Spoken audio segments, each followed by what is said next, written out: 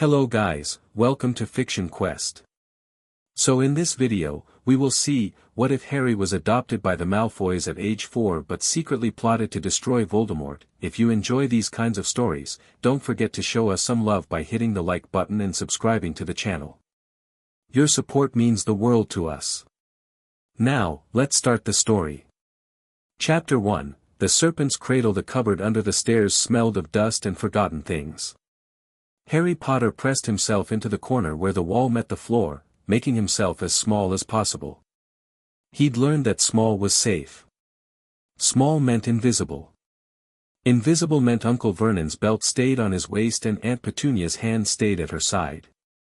He was 4 years old, and he understood these things the way other children understood that fire was hot and ice was cold.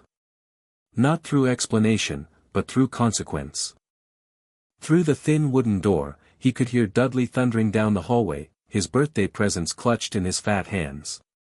37 presents. Harry had counted them through the gap in the cupboard door, watching with eyes that had long since stopped feeling envy. Envy required hope, and hope was a luxury Harry couldn't afford. The floorboards creaked overhead. Someone was walking upstairs, Aunt Petunia, probably, straightening the guest room that no guests ever used. Uncle Vernon was in the kitchen, his heavy breathing audible even through the walls as he read his morning paper. Harry pulled his knees to his chest and waited. Waiting was what he did best. He didn't know that 3 streets away, a man in an immaculate black cloak was studying the house with cold gray eyes. He didn't know that his life was about to change completely.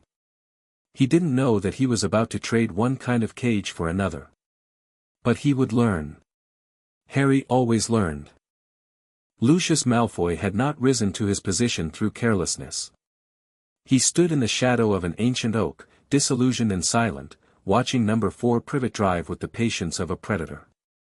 The house was aggressively ordinary, neat hedges, clean windows, a car in the driveway so boring it seemed to apologize for existing. Inside that monument to mediocrity lived the child who had vanquished the Dark Lord. Lucius had spent 3 years tracking the boy. Dumbledore had hidden him well, burying him so deep in the Muggle world that even the most dedicated searchers had come up empty. But Lucius had resources the others lacked.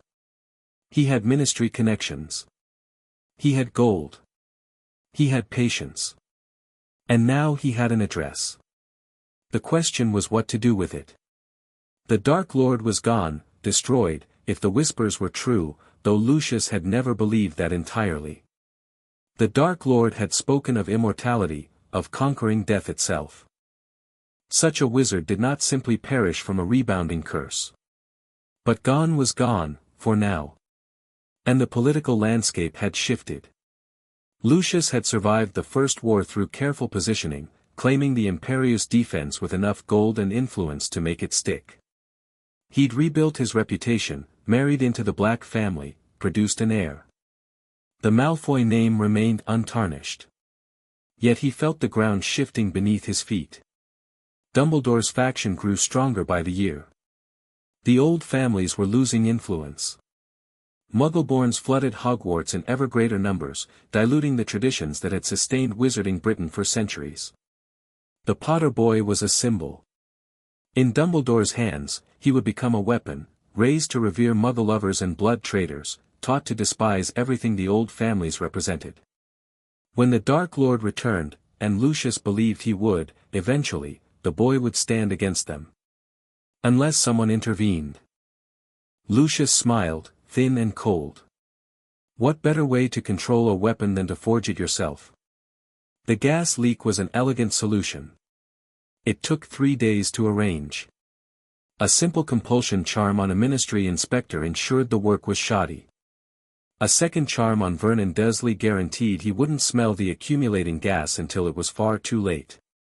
A carefully placed ignition source, nothing magical, nothing traceable, and the whole house would simply cease to exist.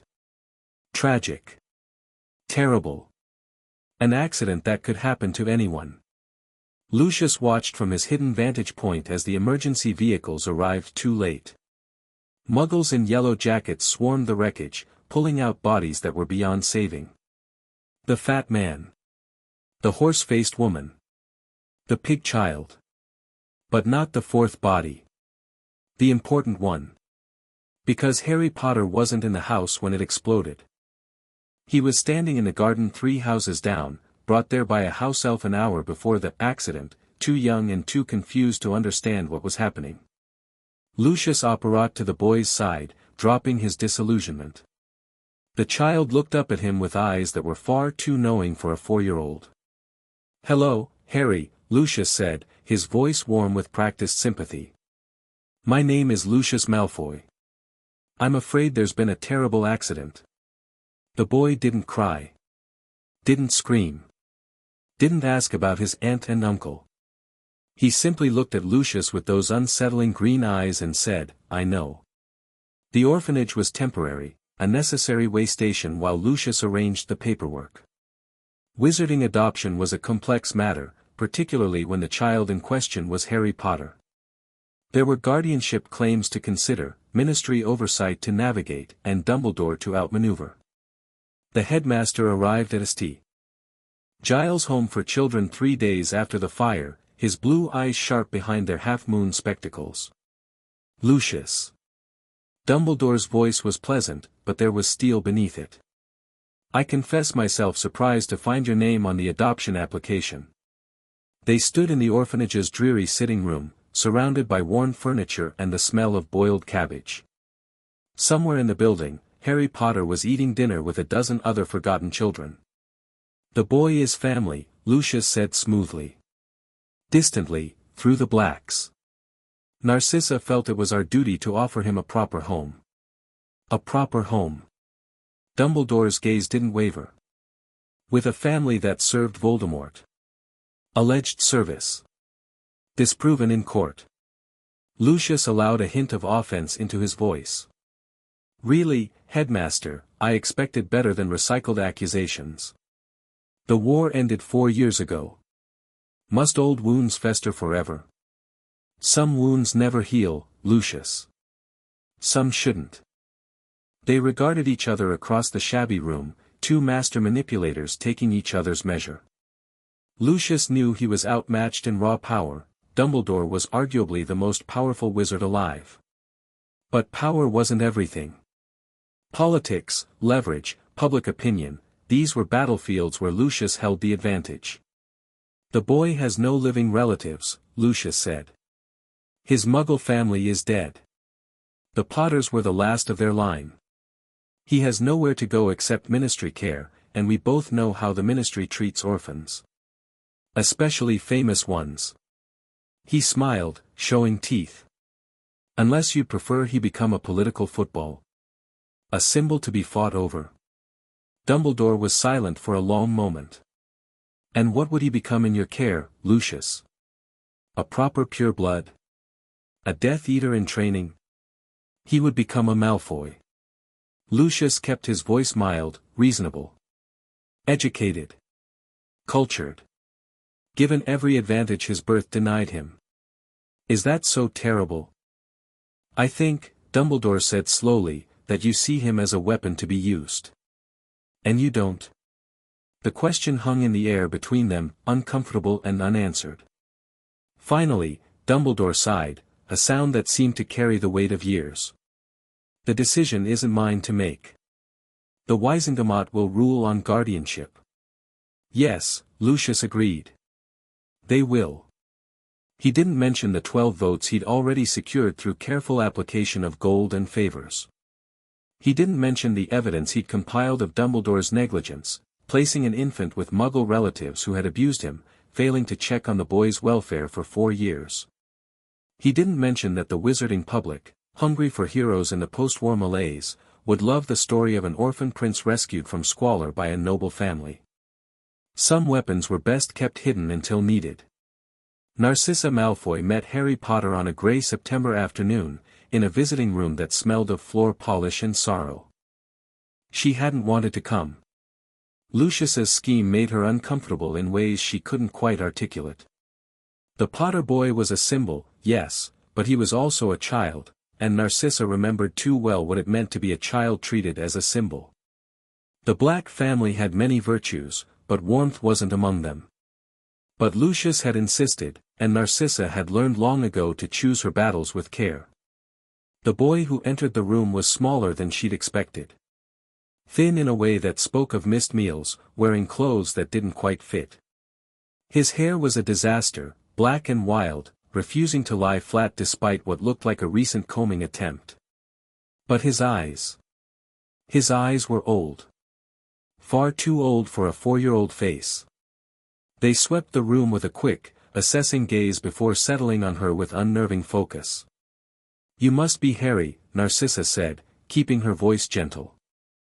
"I'm Narcissa Malfoy. I've come to talk with you about your future." The boy didn't respond immediately. He crossed to the nearest chair, climbed into it with careful deliberation, and folded his hands in his lap. "The other lady said you want to adopt me," he said. His voice was quiet, precise, with a flatness that made Narcissa's chest tighten. "She said I'd live in a big house with a family." "That's right." Narcissa sat across from him, studying his face for some hint of emotion. "Fear, hope, anger, anything. My husband and I have a son about your age. Draco. We'd like you to come live with us, be part of our family." "Why?" The question was simple and devastating. Narcissa had prepared answers, political explanations, social justifications, the careful lies Lucius had coached her on. But sitting across from this small, broken boy, the words turned to ash in her mouth. "Because no child should be alone," she said instead, surprising herself. "Because you deserve better than this place. Because," she stopped, swallowed. "Because I think you need a family. And perhaps we need you too." Harry's expression didn't change. But something in his eyes shifted, just slightly, a crack in the wall, barely visible. "My aunt and uncle didn't want me," he said matter-of-factly. "They said I was a burden. They said my parents were drunks who died in a car crash and left me to bother normal people." Narcissa felt a cold fury rise in her chest. She'd known, intellectually, that the boy had been mistreated. But hearing it stated so flatly by a 4-year-old. "Your parents were not drunks," she said firmly. "They were a witch and wizard, like me and my husband. They loved you very much. They died protecting you from a very bad man. And you," she reached out, slowly, giving him time to pull away. When he didn't, she took his small hand in hers. "You are not a burden. You are a gift." For a long moment, Harry simply stared at their joined hands. Then he looked up at her, and for the first time, Narcissa saw something other than guardedness in his eyes. "Do you mean that?" he asked. "Really mean it?" "Yes," Narcissa said, and found, to her surprise, that she did. "I really mean it." The Wisengamot approved the adoption 6 weeks later. Lucius had choreographed the hearing perfectly. Character witnesses spoke of the Malfoys' exemplary reputation, their charitable works, their dedication to wizarding traditions. Healers testified about Harry's condition, malnourished, touch-starved, showing signs of prolonged neglect. The contrast was stark and deliberate, Muggle abuse versus pureblood salvation. Dumbledore spoke against the adoption, but his objections seemed thin and political compared to the mountain of evidence in the Malfoys' favor. The vote wasn't even close. Harry Potter became Harry Potter Malfoy on the 1st of November, 1984. The anniversary of his parents' death. Lucius had chosen the date deliberately. A symbolic reclaiming. A statement. Narcissa, holding Harry's hand as the adoption papers were signed, saw only a small boy trying very hard not to hope. Malfoy Manor was everything Privet Drive was not. Where the Dursley house had been cramped and ordinary, the manor sprawled across acres of manicured grounds. Where the cupboard under the stairs had been dark and suffocating, Harry's new room was larger than the entire Dursley ground floor, with windows that overlooked a garden that seemed to stretch forever. Harry stood in the center of his room on his first night as a Malfoy, surrounded by more space than he knew what to do with. "Is it acceptable?" Narcissa asked from the doorway. She'd changed from her formal robes into something softer, and her face held an anxiety that seemed genuine. "We can modify anything you don't like. Different colors, different furniture, it's very big," Harry said carefully. "Too big?" He considered the question with the seriousness of a child who'd learned that wrong answers had consequences. "I don't know yet," he admitted. "I've never had a big room before." Narcissa crossed to him and knelt, bringing their faces level. This close, Harry could smell her perfume, something floral and expensive, nothing like Aunt Petunia's sharp, chemical scent. "Harry," she said gently, "I need you to understand something. This is your home now. Your room. You're not a guest, and you're not," she hesitated. "You're not being stored here. You're family. Do you understand?" Harry looked at her for a long moment. Then, slowly, he nodded. "Yes, Mrs. Malfoy." "Mother," she corrected softly. "Or Narcissa, if you prefer. But not Mrs. Malfoy. Not for family." Something flickered across Harry's face, confusion, maybe, or something deeper. "Mother," he repeated, testing the word. Narcissa smiled, and if her eyes were slightly too bright, Harry pretended not to notice. He met Draco the next morning. The other boy burst into Harry's room without knocking, blonde hair sleep-mussed and grey eyes wide with excitement. He was exactly Harry's height but somehow seemed larger, full of an energy that filled whatever space he occupied. "You're Harry," Draco announced, as if this were news. "Father said I wasn't to bother you until you'd settled in, but that's boring. Do you want to see the grounds? We have peacocks. White ones. And a Quidditch pitch, though Father says I'm not allowed to fly yet, but I sneak out sometimes when the house elves aren't watching." He stopped, apparently realizing that Harry hadn't moved or spoken. "Are you all right?" Draco asked, tilting his head. "You look odd." Harry didn't know how to explain that he'd never had someone his age talk to him before. Dudley had talked at him, usually while hitting, but conversation was different. Conversation implied equality, and Harry had never been anyone's equal. "I'm fine," he said. "I've never seen a peacock." Draco's face lit up. "Well, come on then." He grabbed Harry's hand, casual, thoughtless, the easy touch of someone who'd never been taught that touching could hurt, and dragged him toward the door. Harry let himself be pulled, too surprised to resist. The peacocks were, indeed, white. They strutted across the manor's south lawn like lords surveying their domain, their tail feathers catching the morning light. Draco pointed out his favorite, named Archimedes, though Harry suspected the peacock neither knew nor cared, and chattered endlessly about the manor's other animals, the horses in the stable, the owls in the oulary, the magical creatures his father kept in the East Wing that they were absolutely never allowed to visit. Harry listened and watched and filed everything away. It was a habit he'd developed at the Dursleys, this constant cataloging. Every exit, every hiding spot, every pattern of behavior that might help him predict trouble. The manor was larger and more complex than Privet Drive, but the principle remained the same: know your environment, know the people in it, and always, always have an escape route. Draco didn't notice the assessment. He was too busy being delighted by his new brother. "Father says you're famous," Draco confided as they walked back toward the manor for breakfast. "He says everyone in the wizarding world knows your name." Harry felt something cold settle in his stomach. "Why?" "Because of what happened when you were a baby. The bad wizard tried to kill you, but you survived and he didn't." Draco's voice held the confidence of someone reciting an often-heard story. "Father says you're the only person ever to survive the killing curse. He says you must be very powerful." The killing curse. Harry didn't know what that was, but the name was clear enough. What was the bad wizard's name? Draco hesitated, his confident stride faltering. "We don't say his name. Father says it's bad luck. We call him the Dark Lord, or you know who. But he's dead. Father says."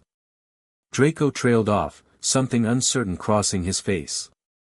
Father says he's gone. But I don't think that's the same thing. Harry filed this away too. Breakfast at Malfoy Manor was nothing like meals at Privet Drive.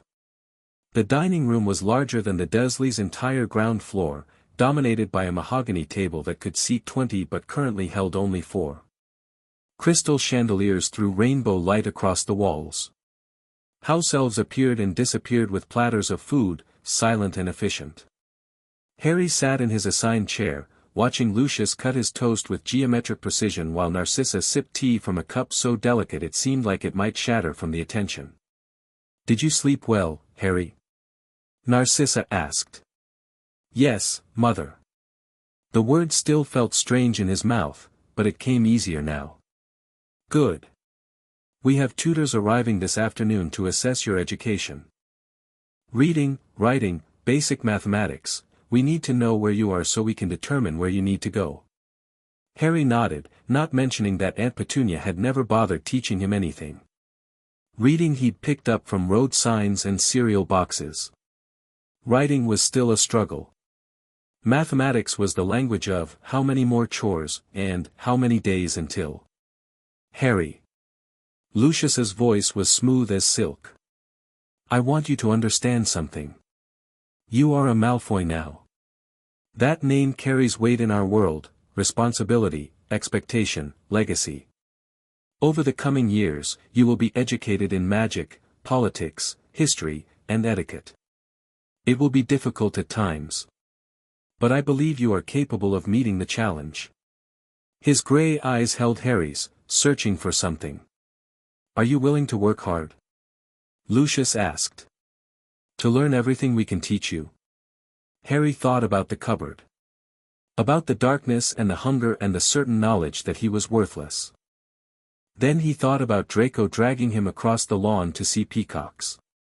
About Narcissa holding his hand and calling him a gift. About a room larger than anything he'd ever imagined, given to him without conditions or threats. "Yes, sir," Harry said. "I'm willing." Lucius smiled, a thin, satisfied expression that didn't quite reach his eyes. "Excellent," he said. "Then let's begin." The tutors arrived at 2 o'clock precisely. There were 3 of them, an elderly witch with half-moon spectacles who taught reading and composition, a severe wizard with ink-stained fingers who covered mathematics and logic, and a young woman with kind eyes who specialized in what she called foundational magical theory. Harry absorbed everything. He'd always been quick, a necessity of survival at the Dursleys, where failing to anticipate trouble meant pain. But learning purely for learning's sake was different. Better. The knowledge didn't come with strings attached or punishments for mistakes. Within a week, he'd caught up to appropriate reading levels. Within a month, he'd surpassed them. The tutors exchanged meaningful glances and adjusted their curricula upward. "Remarkable," the reading tutor murmured to Narcissa after a particularly productive session. "Absolutely remarkable. He has an eidetic memory, did you know? And pattern recognition skills I've never seen in a child his age." Narcissa smiled the satisfied smile of a mother whose child had exceeded expectations. She didn't see the way Harry watched her from the corner of his eye, cataloging that expression for future reference. Magic came later. Wandless magic was unreliable and dangerous for children, but basic theory could be taught. Harry learned about the 3 fundamental forces, power, will, and focus, that combine to produce magical effects. He learned about the great magical families and their genealogies, about the Ministry of Magic and its Byzantine bureaucracy, about Hogwarts and the 4 houses that sorted students by temperament and virtue. "Slytherin," Lucius said during one lesson, "is the house of ambition. Of cunning and resourcefulness. It has produced more ministers of magic than any other house, more leaders of industry, more shapers of history." He paused meaningfully. "Most Malfoys have been Slytherins. What about other houses?" Harry asked. "Gryffindor values courage." The slight sneer in Lucius's voice was unmistakable. Though their definition of courage often seems indistinguishable from recklessness. Ravenclaw prizes intelligence, which is admirable enough. And Hufflepuff. He waved dismissively. Hufflepuff values hard work and loyalty. Necessary qualities in servants, I suppose. Harry absorbed this, comparing it to what he'd read in the library books he'd found. My parents were Gryffindors, he said carefully. Lucius's expression didn't change, but something shifted behind his eyes. They were. Your father was brave, I'll grant him that. Foolish, but brave. Your mother was Muggle-born, which made her choice of house predictable. Is Muggle-born bad? The question was innocent enough, but Lucius considered it for a long moment before answering. Magic, he said finally, is a gift. A precious thing, passed down through bloodlines for thousands of years. Pure magical families, those who have never married Muggles, carry stronger, cleaner magic. More reliable. More powerful. He paused. Muggle-borns are dilutions. Their magic often burns bright but brief, like a match rather than a torch. There are exceptions, certainly. But the general principle holds. Harry nodded slowly, filing this information alongside everything else. He didn't mention that his mother, a Muggle-born, had apparently survived long enough to die protecting him from the most powerful dark wizard in history. That didn't sound like weak magic to him. 3 years passed. Harry grew from a traumatized 4-year-old into a poised, confident 7-year-old who navigated pure-blood society with increasing skill. He attended functions with the family, standing silent and watchful as Lucius worked the room. He played with Draco in the Manor's endless grounds, forming a bond that felt realer than anything else in his new life. He learned to call Narcissa mother without hesitation, and if the word still felt slightly false on his tongue, he'd grown skilled enough to hide it. He was becoming, by any objective measure, a Malfoy. But Harry had learned, in his cupboard under the stairs, that survival required secrets. And he was very, very good at keeping secrets. The night everything changed started like any other. Harry was supposed to be asleep.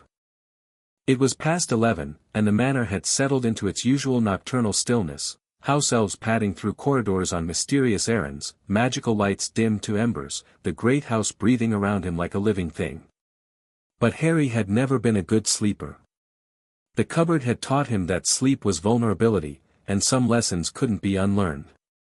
He was reading by wandlight, a trick one of his tutors had taught him, when he heard voices in the corridor outside his room.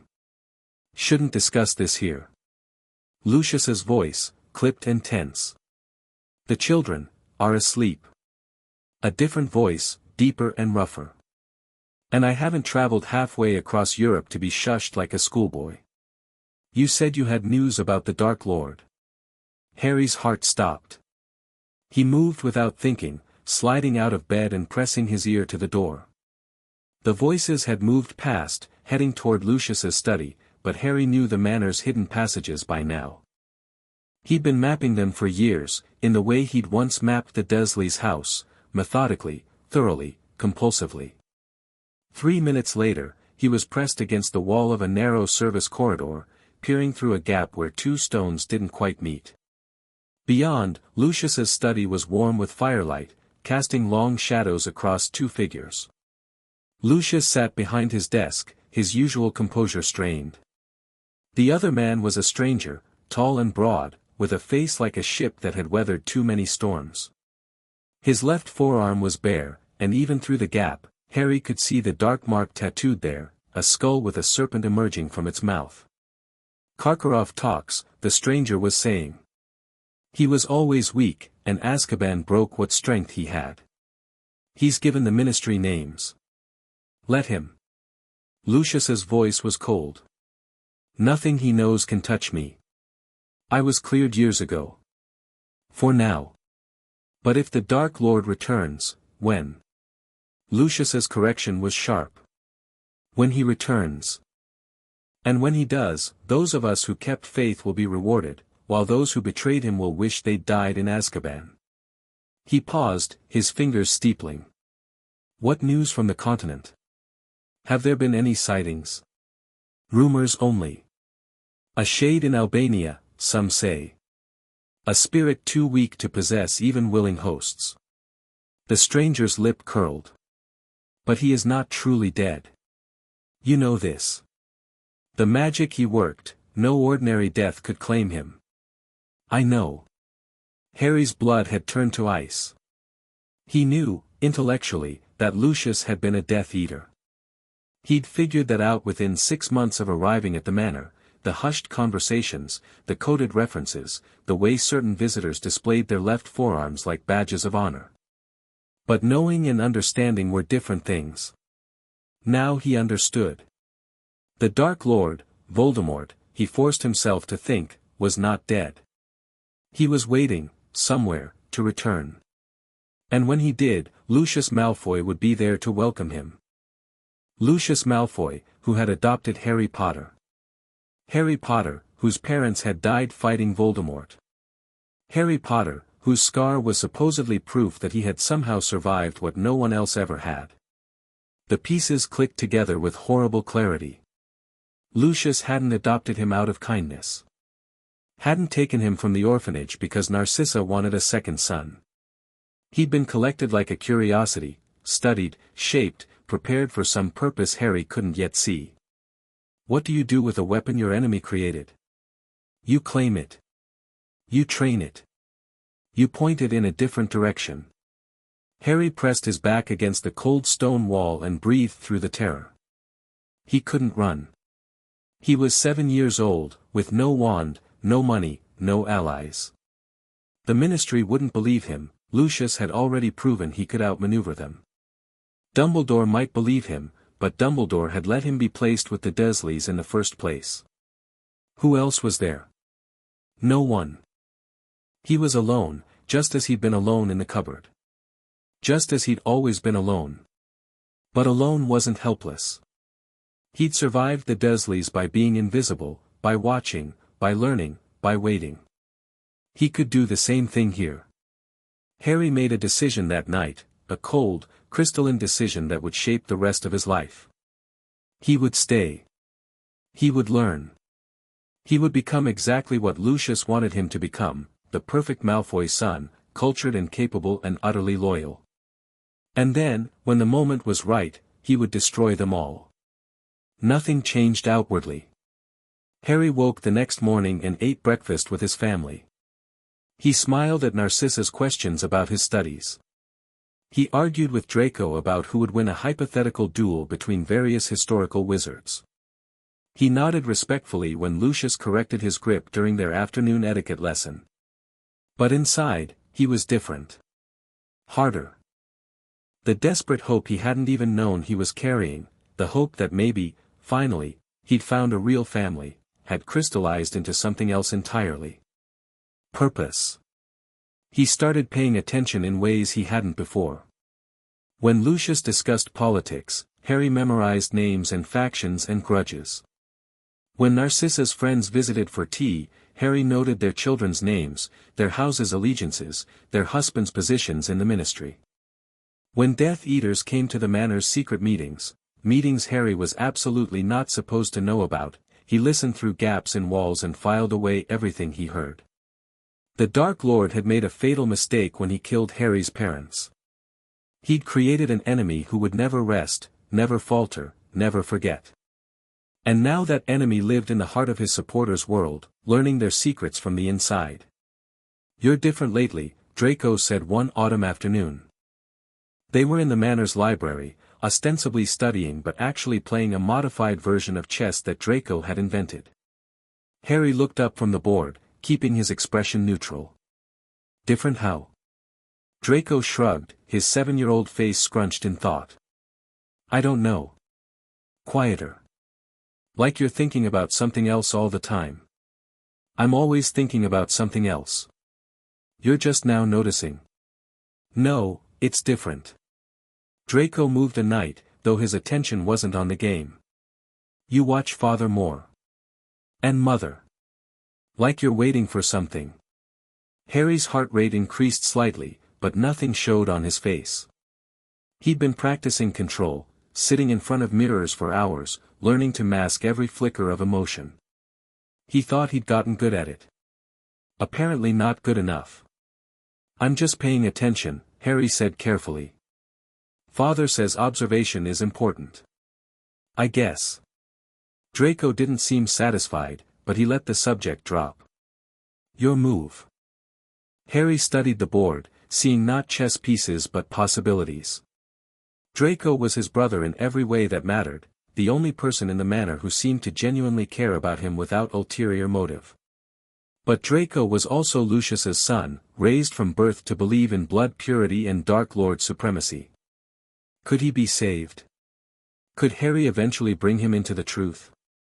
Or would he have to choose, someday, between his mission and his brother? Harry moved his bishop. Check. Some questions didn't have easy answers. Years accumulated like fallen leaves. 8. 9. 10. Harry grew taller, sharper, more dangerous. His tutors ran out of things to teach him, so Lucius brought in specialists, a dueling master from Belgium, a potions prodigy from France, an ancient witch from Greece who taught him occlumency without ever explaining what it was actually for. "Your mind is a fortress," she told him on their last lesson, her rheumy eyes holding his.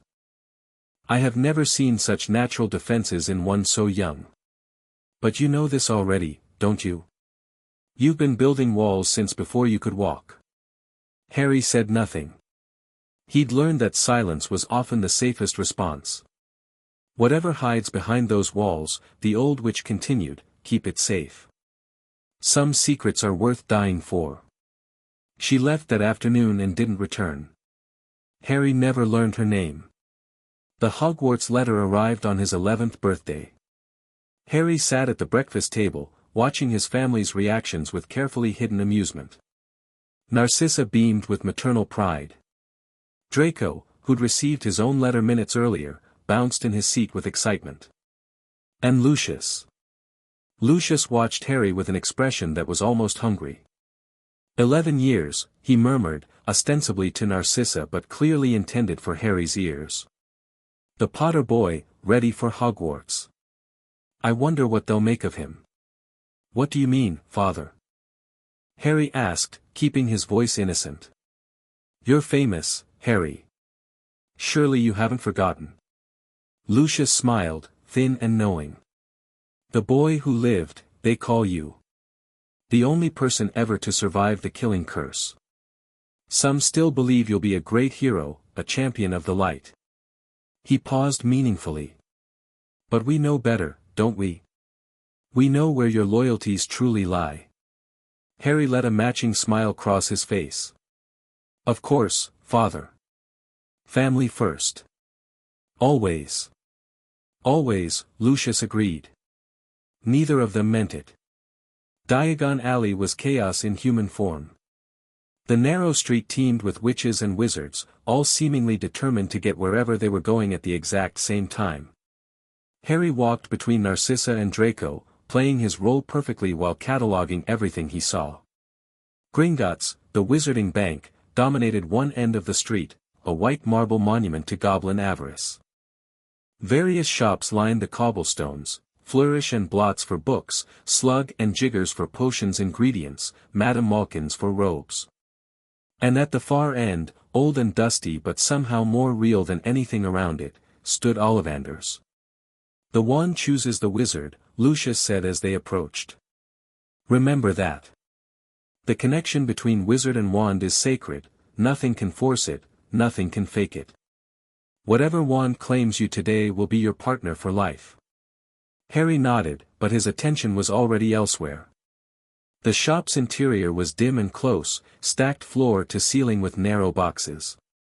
Dust motes danced in shafts of light from the grimy windows. And behind the counter, pale eyes gleaming with unsettling intensity, stood Mr. Ollivander. "Ah," the wand maker breathed. "Harry Potter. I wondered when I'd see you." Harry felt Lucius stiffen beside him, but Ollivander's attention was absolute. "I remember every wand I've ever sold, Mr. Potter. Every one. Your mother's was willow, 10¼ inches, excellent for charm work. Your father's was mahogany, 11 inches, pliable, a powerful wand for transfiguration. He paused, his pale eyes boring into Harry's. And the wand that gave you that scar, you and Phoenix Feather, 13½ inches.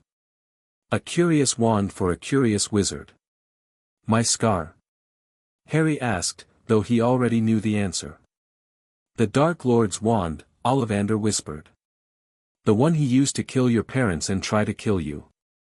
I sold it to him, oh, many years ago. I remember. The silence in the shop was absolute. Harry could feel Lucius's tension like a physical force, could practically hear the calculations running behind his adoptive father's eyes. Well, Ollivander said briskly, turning to the shelves, let's find your match, shall we? The process took nearly an hour. Wand after wand rejected Harry, shooting sparks, refusing to respond, actively fleeing his grip in one memorable case. Ollivander's delight grew with each failure, his muttering becoming increasingly excited. Tricky customer, tricky customer. Perhaps, yes, let's try this one. The box he pulled from the shelf was older than the others, its edges worn smooth with age. Inside, nestled in faded velvet, lay a wand of dark holly. Holly and Phoenix Feather, Ollivander said softly. 11 inches. Nice and supple. Harry reached for it. The moment his fingers touched the wood, warmth flooded through him, recognition, belonging, the sensation of finding something lost. Golden sparks erupted from the wand's tip, showering the dusty shop with light. Oh, bravo! Ollivander cried. Yes, yes, very good. But curious, curious. What's curious? Narcissa asked sharply. Ollivander's pale eyes met Harry's, and in them, Harry saw something that might have been understanding.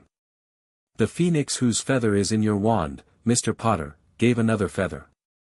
Just one other. It is curious indeed that you should be destined for this wand, when its brother, why, its brother gave you that scar. The words hung in the air like smoke. Harry looked down at his new wand, at the brother of the weapon that had murdered his parents, and felt something cold and certain settle into his bones. Even fate, it seemed, wanted him to face Voldemort. He'd always known he would. The weeks before Hogwarts passed in a blur of preparation. Harry practiced with his new wand in secret, feeling out its capabilities. He reviewed his notes on every significant wizarding family, memorizing alliances and grudges. He refined his masks, practicing expressions in the mirror until each one was perfect. He also, for the first time, began to plan. Not immediate plans, he was 11, alone, with no resources beyond his own mind. But long-term strategy, careful consideration of how he might eventually bring down the Dark Lord and his followers from inside their own ranks. The first step was obvious: learn everything the Malfoy library could teach him. Light magic, dark magic, everything in between. Knowledge was power, and Harry would need every advantage he could find. The second step was harder: build allies. Real allies, not just contacts. People who would stand with him when the truth came out, who wouldn't flinch when they learned who he really was and what he really wanted. The third step was hardest of all: survive. The Dark Lord would return eventually, Harry was certain of that now. When he did, Harry needed to be ready. Strong enough to fight. Clever enough to win. Cold enough to do whatever was necessary. He'd spent 7 years becoming the perfect Malfoy heir. Now it was time to become something else entirely. Platform 9 3/4 was a study in controlled chaos. Families swarmed the platform, parents fussing over children, owls hooting in cages, trunks being loaded and unloaded from the Scarlet steam engine. The Hogwarts Express gleamed like a promise in the artificial sunlight. Harry stood with his family, playing his role one last time before departure. Narcissa fussed with his robes, smoothing invisible wrinkles. Draco bounced on his heels, barely containing his excitement. And Lucius. Lucius looked at Harry with an expression that was almost proud. Remember who you are, he said quietly, pitching his voice for Harry's ears alone. Remember what you represent. The other students will see the Potter name and make assumptions. Your job is to prove them wrong. Yes, Father. The sorting will place you where you belong. I have no doubt it will be Slytherin. You have the temperament, the ambition, the cunning. But wherever you land, remember, you are a Malfoy first and always. Always, Harry agreed. He'd never meant anything less. The train compartment was already occupied when Harry found it. A red-haired boy sat by the window, his second-hand robe slightly too short at the wrists. He had a smudge of dirt on his nose and a wrapped sandwich in his lap, and he was watching the platform with an expression of barely concealed anxiety. Harry paused in the doorway, remembering Lucius's endless lectures about blood purity and proper associations. The Weasleys were blood traitors, Muggle lovers, everything the Malfoys claimed to despise. Which made them exactly the kind of allies Harry needed. "Is this seat taken?" he asked. The red-haired boy looked up, his eyes widening slightly. "No, go ahead." Harry entered, stored his trunk, and sat across from the other boy. For a moment, they regarded each other in silence. "I'm Ron," the red-haired boy said finally. "Ron Weasley." "Harry Potter." He paused deliberately, watching Ron's face. "Though I suppose it's Harry Potter Malfoy now." Ron's expression underwent a complicated journey. Shock at the Potter name, confusion at the Malfoy addition, and finally settling on wary uncertainty. "Malfoy?" he repeated. "As in? Lucius Malfoy? My adoptive father." "Long story." Harry kept his voice casual, friendly. "Let me guess, your family and his don't get along." "That's one way to put it." Ron's wariness didn't fade, but curiosity was winning. "Why'd a Malfoy adopt Harry Potter?" "Politics, mostly." Harry shrugged. "Though Narcissa, my adoptive mother, says it was because I needed a family." "Maybe both are true." Ron seemed to chew on this. Are you like them?" "The Malfoys, I mean. With all the blood purity stuff?" It was a remarkably direct question. Harry found himself appreciating the Weasley lack of guile. "I was raised with it," he said carefully. "But that doesn't mean I believe it. My birth mother was Muggle-born, after all." Something in Ron's expression softened. "Yeah. My dad works for the Ministry, Muggle Relations. He's obsessed with how Muggle stuff works. Got a whole shed full of plugs and batteries and things." The conversation that followed was surprisingly easy. Ron talked about his family, 5 older brothers, 1 younger sister, parents who loved each other and their children despite having very little money. Harry talked about the Manor, carefully framing it as gilded imprisonment rather than privilege. By the time the train started moving, something unexpected had happened. Harry had made his first real friend. The sorting ceremony took place in a hall that seemed designed to inspire awe. Candles floated overhead, casting warm light across 4 long tables. The ceiling showed the night sky, stars wheeling slowly as if the roof had simply ceased to exist. At the head of the hall, seated at a raised table, the Hogwarts faculty watched with varying degrees of interest. Harry spotted Dumbledore immediately, tall and silver-bearded, his blue eyes sharp behind their half-moon spectacles. Their gazes met briefly, and Harry felt the lightest brush against his mental shields before it withdrew. Interesting. The headmaster was testing him, probing for weaknesses. He'd find none. The Sorting Hat sat on a stool before the faculty table, ancient and patched. As Harry watched, it began to sing, a strange, wavering song about the 4 houses and their virtues. When it finished, the hall erupted in applause. "When I call your name," said a stern which Harry recognized as Professor McGonagall, "you will sit on the stool, and I will place the hat on your head." Names were called, students sorted. Abbott, Hannah went to Hufflepuff. Bones, Susan joined her. Crabbe, Vincent became a Slytherin, his thick features creasing in satisfaction. Granger, Hermione. A bushy-haired girl practically ran to the stool, her face alight with nervous excitement. The Hat considered for a moment before shouting, Gryffindor. More names. Longbottom, Neville, a round-faced boy who tripped on his way to the stool, became a Gryffindor after a long deliberation. Malfoy, Draco was sorted into Slytherin so quickly the Hat barely touched his head. Potter Malfoy, Harry. The hall went silent. Harry walked to the stool, aware of every eye on him. He sat, and the hat descended over his eyes, blocking out the watching faces. "Ah," said a small voice in his ear. "I've been waiting for you." Harry didn't respond, but he felt his shields tighten involuntarily. "Oh, you needn't worry. I see many minds, and I keep all their secrets." The hat's voice was amused. "But yours is interesting. So many walls. So much hidden behind them. Let me see." He felt it, a gentle pressure against his defenses, different from Dumbledore's probe. The hat wasn't trying to break through, it was asking permission. After a moment's hesitation, Harry let his shields thin. "Just a fraction. Just enough." "Ah," the hat breathed. "I see. A child of two worlds, loyal to neither. A mask-wearer who's forgotten which face is real.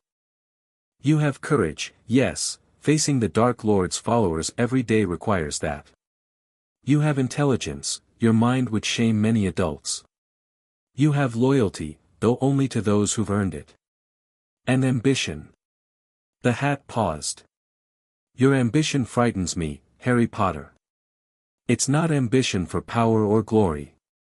It's ambition for destruction. You want to burn everything they've built, and you don't care if you burn with it. Does that change where I belong?" Harry thought. "You could succeed anywhere. Gryffindor would give you allies who value bravery. Ravenclaw would sharpen your mind further.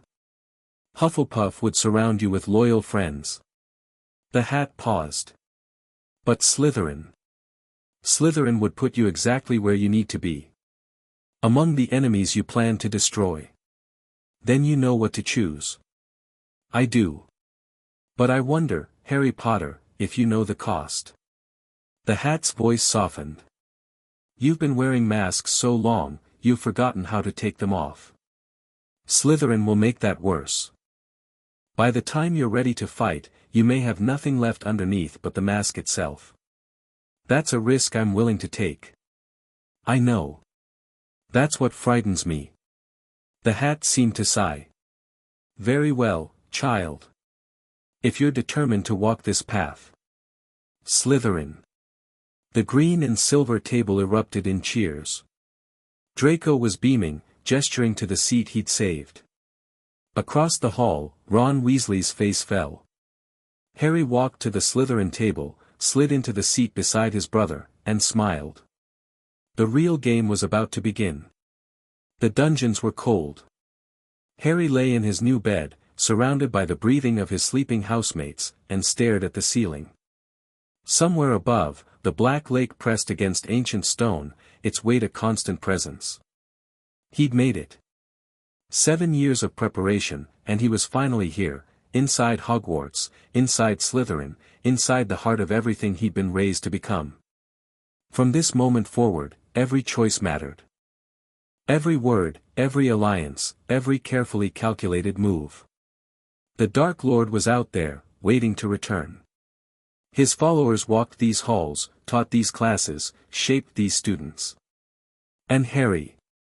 Harry was the weapon they'd built without knowing it. The knife in the dark, forged in their own fires, pointed at their own hearts. He thought of Narcissa, who'd shown him genuine kindness in a childhood devoid of it. Of Draco, sleeping in the bed beside his, who'd become a real brother through no fault of his own. Of Ron Weasley's disappointed face when Harry was sorted away from him. He thought of parents he couldn't remember, killed by a monster who wouldn't stay dead. Tomorrow, the masks would be perfect. Tomorrow, Harry Potter Malfoy would be exactly who everyone expected, cunning, ambitious, loyal to his house and family. But tonight, in the darkness, he allowed himself a moment of truth. "I'm going to destroy you," he whispered to the ceiling, to the Dark Lord who lurked somewhere beyond death, to the followers who thought they'd tamed a weapon for their own use. "I'm going to tear down everything you've built. And you'll never see it coming." Somewhere in the lake above, something ancient stirred. The castle settled around him, stone and magic and centuries of accumulated power. And Harry Potter, the serpent in his own nest, closed his eyes and began to dream of war. Chapter 1 and Chapter 2, Masks and Mirrors. The first week at Hogwarts taught Harry three things. First, Slytherin House was a nest of vipers pretending to be a family. Every conversation carried subtext, every friendship came with conditions, and everyone, from the oldest 7th year to the youngest 1st year, was constantly calculating their position relative to everyone else. Harry found it almost comforting. After 7 years in Malfoy Manor, he spoke this language fluently. Second, the other houses viewed Slytherin with suspicion bordering on hostility. Gryffindors sneered openly in the corridors. Ravenclaws watched with cool assessment. Even the Hufflepuffs, supposedly the friendliest house, gave green-trimmed robes a wide berth. This complicated Harry's plans for cross-house alliances, but complications were just problems waiting to be solved. Third, and most importantly, Hogwarts was watching him. Not the students, though they watched too, whispering about the boy who lived sorted into the Dark Lord's house. No, Harry meant the castle itself. The portraits tracked him with painted eyes. The suits of armor turned slightly as he passed.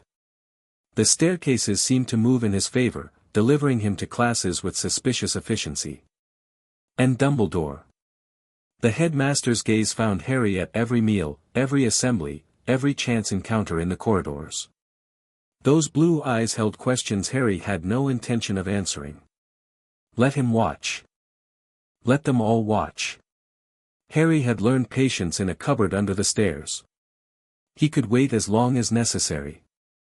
Potions class met in the dungeons, in a cold room that smelled of formaldehyde and strange herbs. Professor Snape swept in like a particularly dramatic bat, his black robes billowing despite the complete lack of wind. He had a hooked nose, greasy hair, and eyes that seemed to bore through flesh to examine the soul beneath. Those eyes locked onto Harry the moment they found him. "Ah," Snape breathed, and a single syllable carried more contempt than seemed physically possible. "Our new celebrity." The Slytherin students shifted uncomfortably. The Gryffindors, this was a joint class, perked up with malicious interest. "Potter Malfoy," Snape continued, rolling the hyphenated name like something foul. "Tell me, what would I get if I added powdered root of asphodel to an infusion of wormwood?" Harry met the professor's gaze without flinching. "The draught of living death, sir. A powerful sleeping potion." Something flickered across Snape's face, surprise, perhaps, or irritation that his trap had failed to spring. "Where would you look if I asked you to find me a bezoar?" "The stomach of a goat, sir. It cures most poisons." "And what is the difference between monkshood and wolfsbane?" "They're the same plant, sir. Also known as aconite." The silence stretched. Snape's dark eyes bored into Harry's, searching for, what? Arrogance? Mockery? Whatever he sought, he didn't seem to find it. "It seems," Snape said finally, "that the Malfoys' tutors were not entirely useless. 10 points to Slytherin." He turned away, addressing the class at large. "Well? Why aren't you all copying that down?" Harry allowed himself a small smile as quills scratched across parchment. First test passed. After class, Draco fell into step beside him. "That was brilliant," his brother said, gray eyes shining. "Did you see Weasley's face? He looked like he'd swallowed a toad." Harry had, in fact, seen Ron's face. The red-haired boy had looked betrayed, as if Harry's competence was somehow a personal insult. "Snape was testing me," Harry said. "He wanted to see if I was riding on the Potter name or if I'd actually earned my place." Well, you showed him. Draco's voice held genuine pride. Father always says Snape's one of the most brilliant wizards alive, even if he doesn't look it. Getting his respect matters. Harry filed this information away. Snape's respect might matter for reasons Draco couldn't imagine. What do you know about him? Harry asked. Beyond what Father says. Draco shrugged. He's been teaching here for years. Head of Slytherin House. Supposedly he was close to the Dark Lord before. He trailed off, glancing around to ensure they weren't overheard. Before everything changed. Father says he's still loyal, just careful about showing it. Interesting. A Death Eater teaching at Hogwarts, under Dumbledore's nose. Or was he? Harry had spent enough time around masks to recognize when someone was wearing one. Snape's hatred had felt genuine, but hatred could serve many masters. Something to investigate. The library became Harry's second home. He spent hours among the stacks, ostensibly studying for classes but actually conducting research of a very different kind. The restricted section called to him, he could feel the dark magic humming behind its chains, but direct access would have to wait. For now, he contented himself with the regular collection. It was there, 3 weeks into term, that he first spoke to Hermione Granger. She'd commandeered an entire table, surrounded by a fortress of books that would have impressed a siege engineer. Her bushy hair seemed to have a life of its own, expanding outward as if trying to escape the confines of her skull. A quill moved across parchment with frantic speed. Harry paused, considering. Hermione Granger was Muggle-born. Brilliant, according to every professor. Sorted into Gryffindor, but only barely. The Sorting Hat had considered Ravenclaw for nearly 4 minutes. She had no friends that Harry had observed, her intensity putting off classmates who found her know-it-all tendencies exhausting. She was exactly the kind of person Harry needed, intelligent, isolated, and hungry to prove herself. You're going to run out of parchment, he said, sliding into the seat across from her. Hermione's head snapped up, her brown eyes widening at the green trim on his robes. I have plenty of parchment, thank you, she said stiffly. And shouldn't you be in the dungeons with your housemates? Planning world domination or whatever Slytherins do? We schedule that for Tuesdays. Harry kept his voice light, friendly. Mind if I sit? The common room is a bit competitive this evening. Hermione's eyes narrowed, assessing him with a sharpness that belied her age. You're Harry Potter. The boy who lived, adopted by Death Eaters. Former Death Eaters, technically. Acquitted on all charges. Harry smiled. And I prefer Harry Potter Malfoy, but yes. That's me. Why are you talking to me?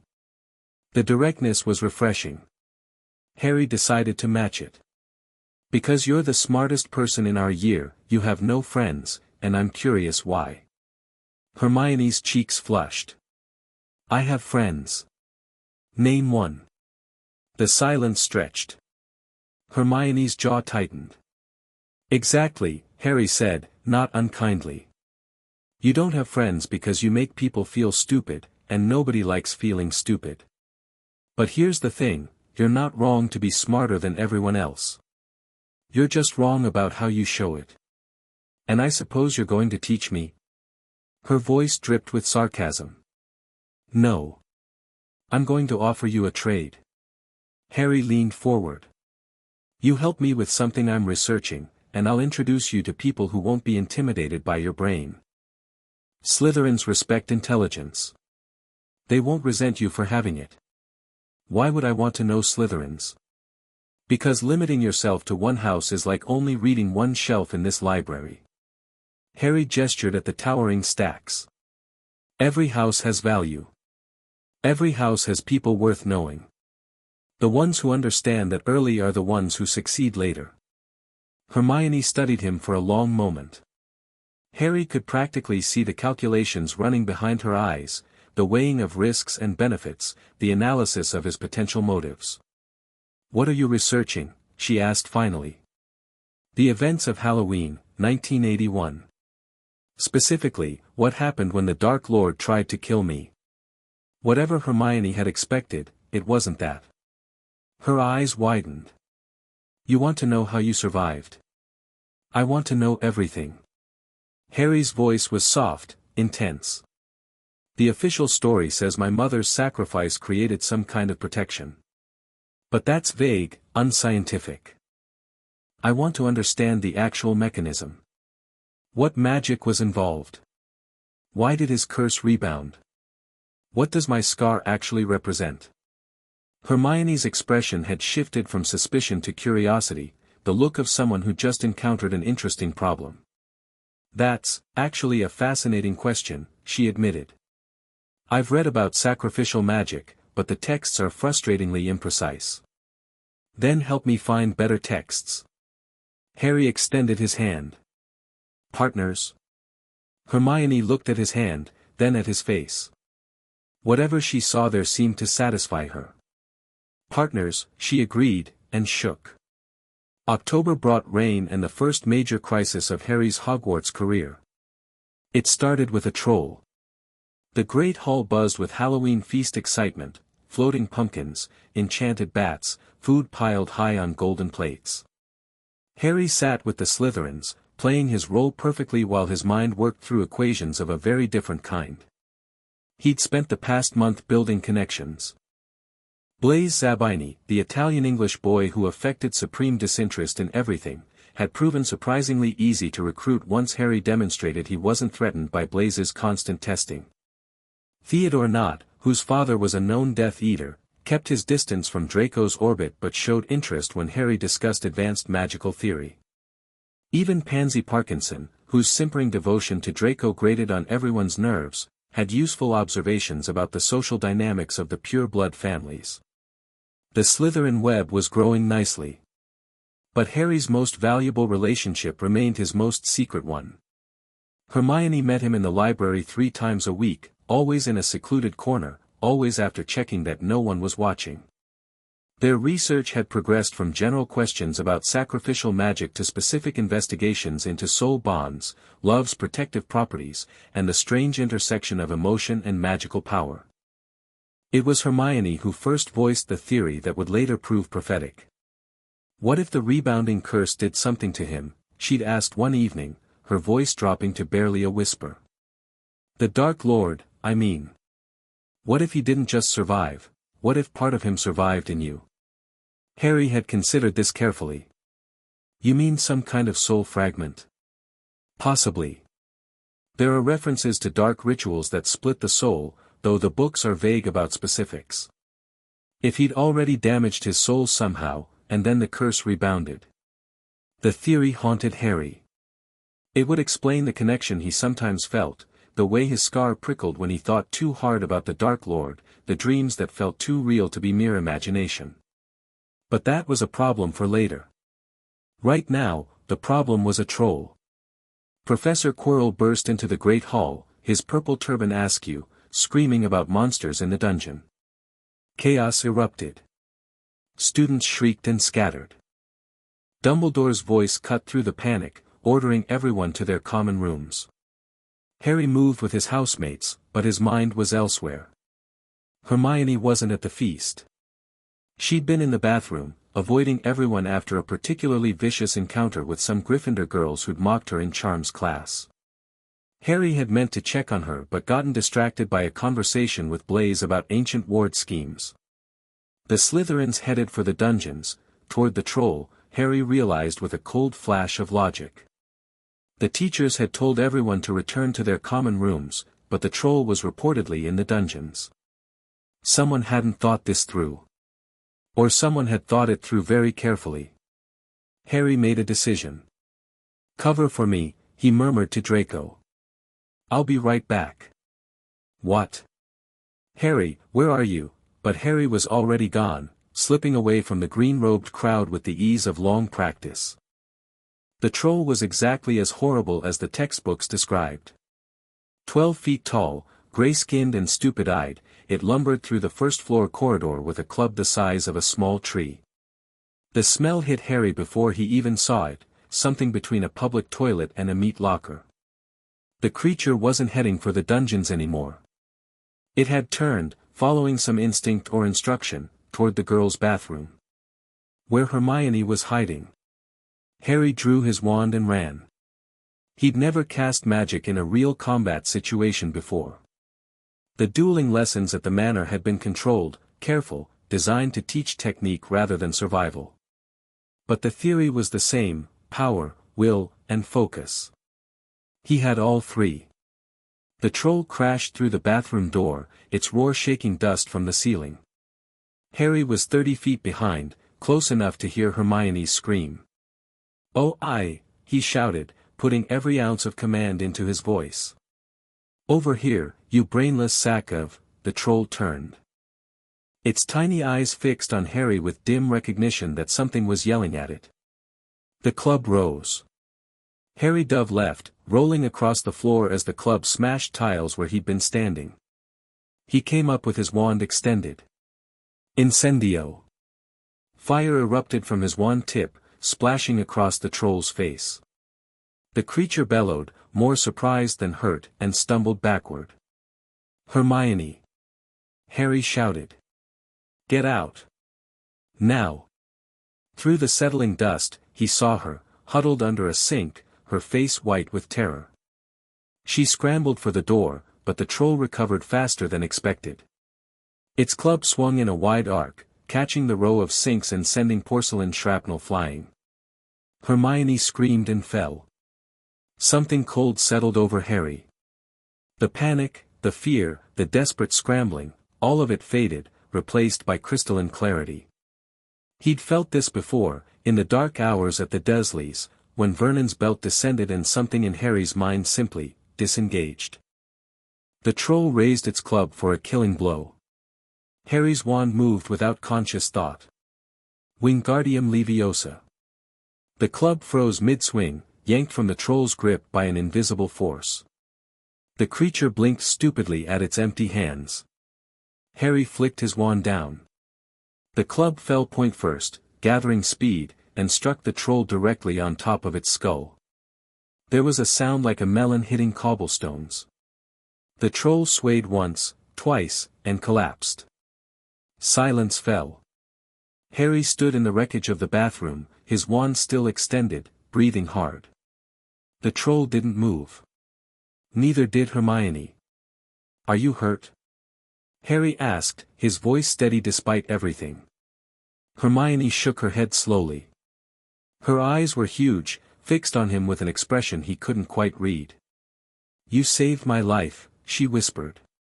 "You're my research partner. I've invested too much time in you to let a troll ruin it."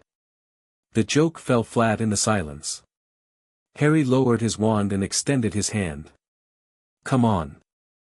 The teachers will be here soon." Hermione took his hand and stood. Her grip was shaking but strong. "Harry," she said quietly, "that was dark magic." Harry's blood went cold. "What?" "The levitation charm. The way you used it." Hermione's voice was analytical now, the scholar reasserting herself over the trauma. "Normal Wingardium Leviosa can't generate that kind of force. You modified it somehow, weaponized it. I've read about combat casting, but the techniques are considered borderline dark because of how easily they can kill." Harry's mind raced. She was right, he'd felt the spell change as he cast it, felt his intent reshape the magic into something sharper, more deadly. He hadn't even thought about it. The knowledge had simply been there, absorbed from late-night reading sessions in the Malfoy library. "I didn't mean to," he said carefully. "I just reacted." Hermione studied him for a long moment. Then, incredibly, she smiled. "Good," she said. "If you'd let some arbitrary classification stop you from saving my life, I'd have to reconsider our partnership." Before Harry could respond, footsteps thundered in the corridor. Professor McGonagall burst into the bathroom, followed by Snape and Quirrell. Their eyes swept the scene, the unconscious troll, the 2 first years, the destruction. "What in Merlin's name?" McGonagall began. The troll was attacking Hermione, Harry said smoothly, slipping into his practiced calm. I distracted it long enough for the club to fall on its head. Just luck, really. McGonagall's eyes narrowed. She was too experienced to accept that explanation, but she also couldn't prove otherwise. Snape, however, was watching Harry with an expression that bordered on recognition. As if he'd seen that particular brand of cold competence before. Harry filed that away for later. The fallout was minimal. Official story: Harry Potter Malfoy had stumbled across a troll while returning to his common room, distracted it long enough for its own weapon to knock it unconscious, and saved a Gryffindor student in the process. The truth was more complicated, but the truth usually was. What mattered was the result. Hermione Granger, Gryffindor's brightest witch, now owed Harry Potter Malfoy a life debt. More importantly, she knew exactly how capable he was, and she hadn't flinched. That made her valuable beyond measure. Your brother is furious, Hermione said 3 days later, joining Harry at their usual library table. Draco, I mean. He keeps glaring at me in the corridors. Draco thinks I risked my life for a Muggleborn. He doesn't understand the concept of strategic investment. Harry turned a page in his book without looking up. He'll get over it. Will he? Harry considered. Probably not. But that's a problem for future Harry to solve. Hermione made a small sound that might have been a laugh. You're very strange, you know that. 1 minute you're discussing soul magic with me like it's the most natural thing in the world, and the next you're casually admitting you're manipulating your own brother. Everyone manipulates everyone. I'm just honest about it. With me. With you. Harry finally looked up, meeting her eyes. That's the point, Hermione. I don't have many people I can be honest with. You're one of them.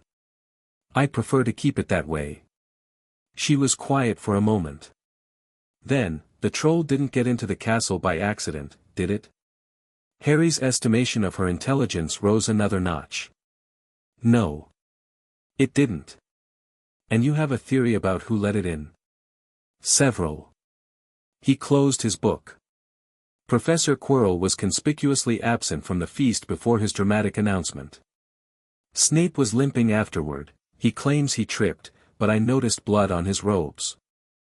And there's something strange about the third-floor corridor that Dumbledore warned us away from. Hermione's eyes lit up with the particular fire of an unsolved puzzle. You think there's a connection? I think there's always a connection. We just have to find it. November brought cold and the beginning of Quidditch season. Harry had no intention of playing. Team sports required a level of public visibility that conflicted with his preference for operating in the shadows. But the matches themselves provided useful opportunities for observation. The entire school gathered in one place, attention fixed on 14 players zooming around on broomsticks. It was the perfect environment for noticing things that would otherwise go unseen. The first match was Gryffindor versus Slytherin. Harry sat in the green and silver stands with his housemates, cheering at appropriate moments while his eyes tracked something else entirely. Quirrell sat in the teacher's stands, his ridiculous turban bobbing as he followed the match. Nothing unusual there. But Snape sat 2 rows behind him, and Snape wasn't watching the game at all. Snape was watching Quirrell. Not casually, either. The potions master's dark eyes never left the turban-wearing professor, tracking his every movement with predatory intensity. Harry filed this information alongside everything else he'd gathered. Quirrell was nervous, incompetent, and smelled faintly of garlic at all times. He'd let a troll into the castle and then discovered it with suspicious timing. His defense against the dark arts classes were useless, focused more on vampire prevention techniques he'd allegedly learned in Albania than anything practical. Albania. Where the Dark Lord was rumored to have fled after his defeat. The pieces were there. Harry just needed to arrange them correctly. The third-floor corridor called to him. Dumbledore's warning had been specific: stay away or die a painful death. Such warnings tended to have the opposite of their intended effect on curious minds. Harry had resisted the temptation for months, but the troll incident had changed his calculations. Someone was using Hogwarts for a purpose beyond education. Someone had let a mountain troll past the castle's ancient protections. And whatever they were after was almost certainly connected to that forbidden corridor. Harry went alone, on a December night when most of the castle slept. The corridor was unremarkable, stone walls, flickering torches, nothing to indicate deadly danger. But Harry's instincts, honed by years of surviving environments designed to hurt him, screamed that something was wrong. He found the door at the corridor's end, locked and warded. Alohomora. The lock clicked. The door swung open. And Harry found himself face to face with a three-headed dog the size of a small elephant. 6 yellow eyes locked onto him. 3 massive heads rose, each one capable of swallowing him whole. A growl built in 3 throats, a rumbling harmony of impending death. Harry didn't run. He couldn't have explained why. Something about the creature's posture, the positioning of its paws, the way its hackles rose, it wasn't attacking. It was guarding. "You're protecting something," Harry said quietly. "Something beneath your feet." The dog's growl intensified, but it made no move to strike. "I'm not here to take it. Not tonight." Harry took a slow step backward. "I just wanted to see what all the fuss was about." One of the heads tilted, as if considering his words. The other 2 continued their threatening display. "We'll meet again," Harry said, and closed the door. He stood in the corridor for a long moment, his heart hammering against his ribs. Then, despite everything, he smiled. A 3-headed dog. In a school full of children. Dumbledore was either mad, or whatever he was protecting was worth any risk. Either way, Harry intended to find out. "It's called a Cerberus," Hermione said the next day, her voice carrying the particular excitement of someone who discovered something interesting in a book. "Greek mythology, originally, but magical breeding programs have created actual specimens. They're extremely dangerous but vulnerable to music, specifically, they fall asleep when they hear it." Music. Harry turned this over. That seems like a significant weakness. Most magical creatures have them. Dragons sleep when rubbed on their bellies. Basilisks die if they hear a rooster crow. Werewolves are powerless against silver. Hermione shrugged. Nature balances power with vulnerability. And you just happen to know all this? I researched it after you told me about your little expedition. Her tone was disapproving. Which was phenomenally stupid, by the way. You could have been killed. I wasn't. That's not the point. Hermione closed her book with more force than necessary. Harry, I know you're playing some kind of long game, don't bother denying it, you're not as subtle as you think. But if your game gets you killed, the game is over. Whatever you're building toward doesn't matter if you're not alive to see it. Harry studied her. You're worried about me. I'm worried about my research partner. Her cheeks flushed slightly. And my friend, if you're capable of having those. The word hit Harry harder than expected. Friend. He'd had Draco, who was more brother than friend. He'd had carefully cultivated contacts and useful acquaintances. But a friend, someone who cared about him for reasons beyond utility or obligation. I'll be more careful, he said. Promise? I don't make promises I'm not certain I can keep. Harry met her eyes. But I'll try. Hermione held his gaze for a moment, then nodded. Good enough. Now, about that corridor, I've been thinking. If there's a Cerberus guarding something, there are probably other protections too. Multiple layers, designed to slow down anyone trying to get through. A gauntlet. Exactly. And if someone is trying to breach that gauntlet, someone who let a troll in as a distraction, they must know what's at the other end. Or think they know. Harry's mind raced through possibilities. What's valuable enough to hide under a school? What's important enough to risk students' lives protecting? Hermione bit her lip. I have a theory, but it sounds insane. Most good theories do. Have you ever heard of Nicholas Flamel? The Philosopher's Stone.